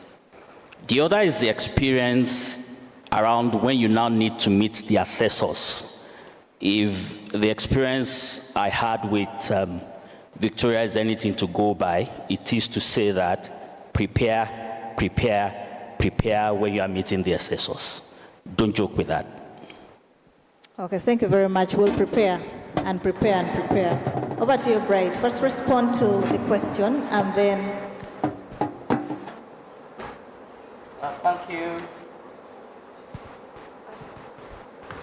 Thank you, Hilda. First to the question from my colleague from Uganda. In terms of involvement of the NPOs in generating and absorption of strategic intelligence, the FIU produces a number of products. But for strategic analysis, we tend to produce a lot on trends, typologies, risk assessments, some for absorption, others for absorption by colleagues in intelligence and law enforcement, and then to the general public, particularly to do with the risk assessments. And for these risk assessment reports, those that involve NPOs, including the one we conducted in 2022, 2023, the one whose process we have just started to do the terrorist financing risk assessment for NPOs. We have invited several NPOs to participate. A number of them have seen their leaders here. Our interest is to ensure that where we need the voice of the NPOs and the sector, that voice is well reflected. And that is in line with the determination I earlier talked about. How do we increase the involvement of NPOs in the work of the FIU, in the work of us in intelligence, so that there is better understanding as to why we take certain measures at times when we do. On reflection at the discussion we have just had, I just want to emphasize the issue of raising awareness. Because raising awareness helps both us in law enforcement and intelligence and colleagues who are in the civil society space. It's very important for NPOs to realize that there is a need, they themselves, to put in place measures. First, that some of you, by nature of your work, your activities, your funding, you are at risk of TFR use. And once NPOs appreciate that, it becomes easier for them to put in place measures, both operational and at governance level, so that you address the challenges that may put you or make you vulnerable to TFR use. Once there is that understanding, NPOs themselves will put in place these measures. Oftentimes, we tend to focus on government putting measures to protect NPOs from abuse. And that is what leads to the confrontation we often have. We realize at the FIA that ourselves in intelligence, law enforcement, and colleagues in civil society, we can both execute and deliver on our mandate in terms of good works, in terms of guaranteeing national security, once there is that better and shared understanding. Now, finally from me is how do we increase involvement of FIUs in mutual evaluations and related processes. Again, it is to NPOs to understand the role they play. We are undertaking a number of actions in preparation for our 2028 mutual evaluation in Uganda across various sectors of our economy. And so as we prepare for that mutual evaluation, we'll be coming to you as NPOs, mainly through your regulator. And again, I want to emphasize what my colleague from the SMLAGA talked about.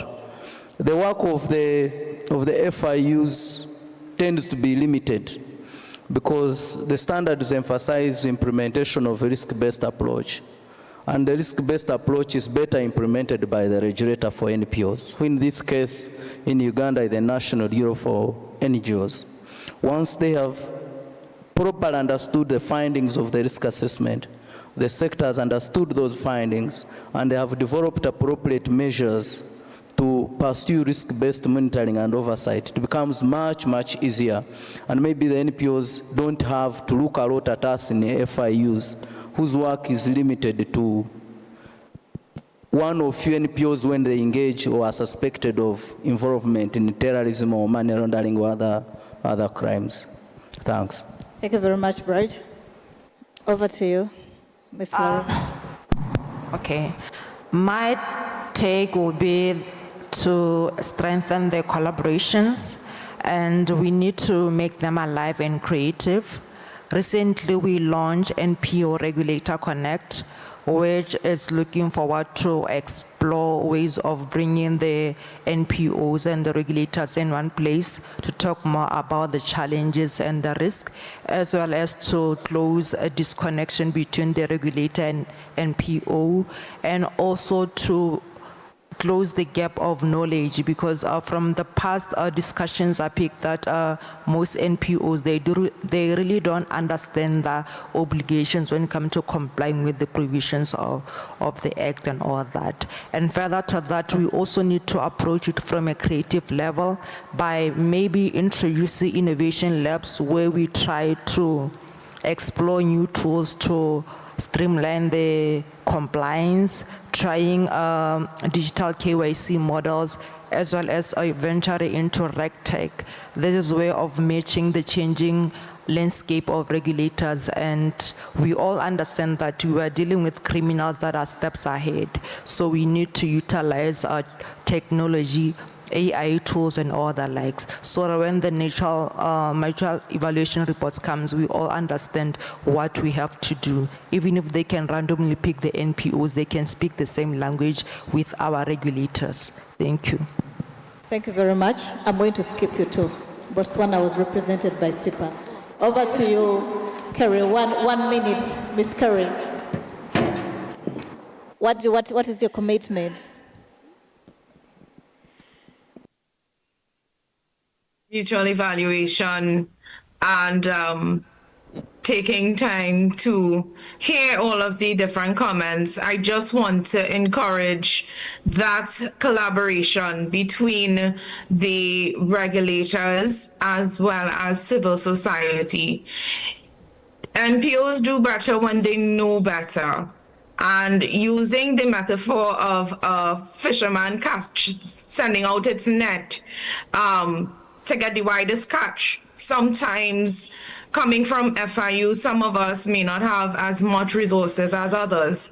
And therefore, you do have to come up with creative ways to disseminate information.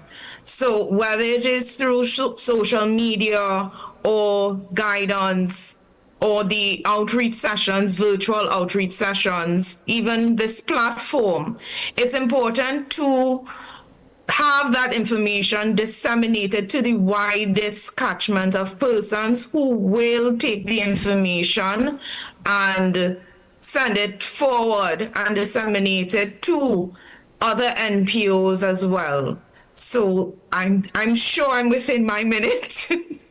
Thanks for having me. Thank you very much. We all agree dissemination, information sharing, and collaboration is the only way we can get the NPOs to be engaged in these particular processes. Thank you very much. Please clap for my panel. And I want to invite you for a group photo. Then you can take. still take 1 hour for lunch? Yes.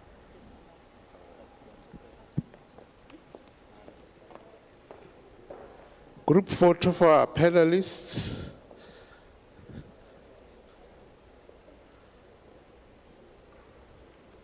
Tyrone, you must be in front. Tyrone.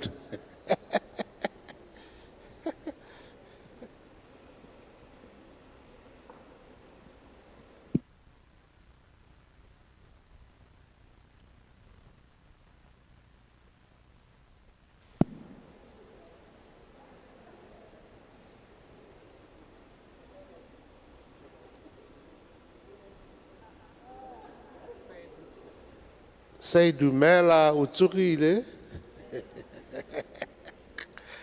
Okay, thank you very much.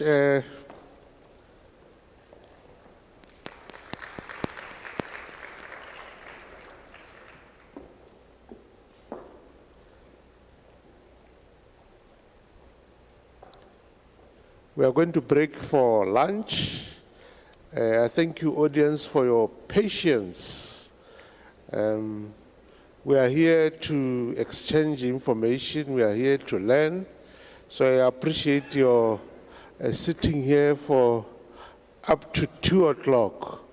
So we'll be breaking for lunch. As you go out the front door of the hotel, you turn left. There's a marquee on the western side of this place. That's where we are going to have our lunch. It will be 1 hour lunch. And let's be back here by 3 o'clock for the next session. Thank you very much, and clap hands for yourselves for sitting here and listening and participating.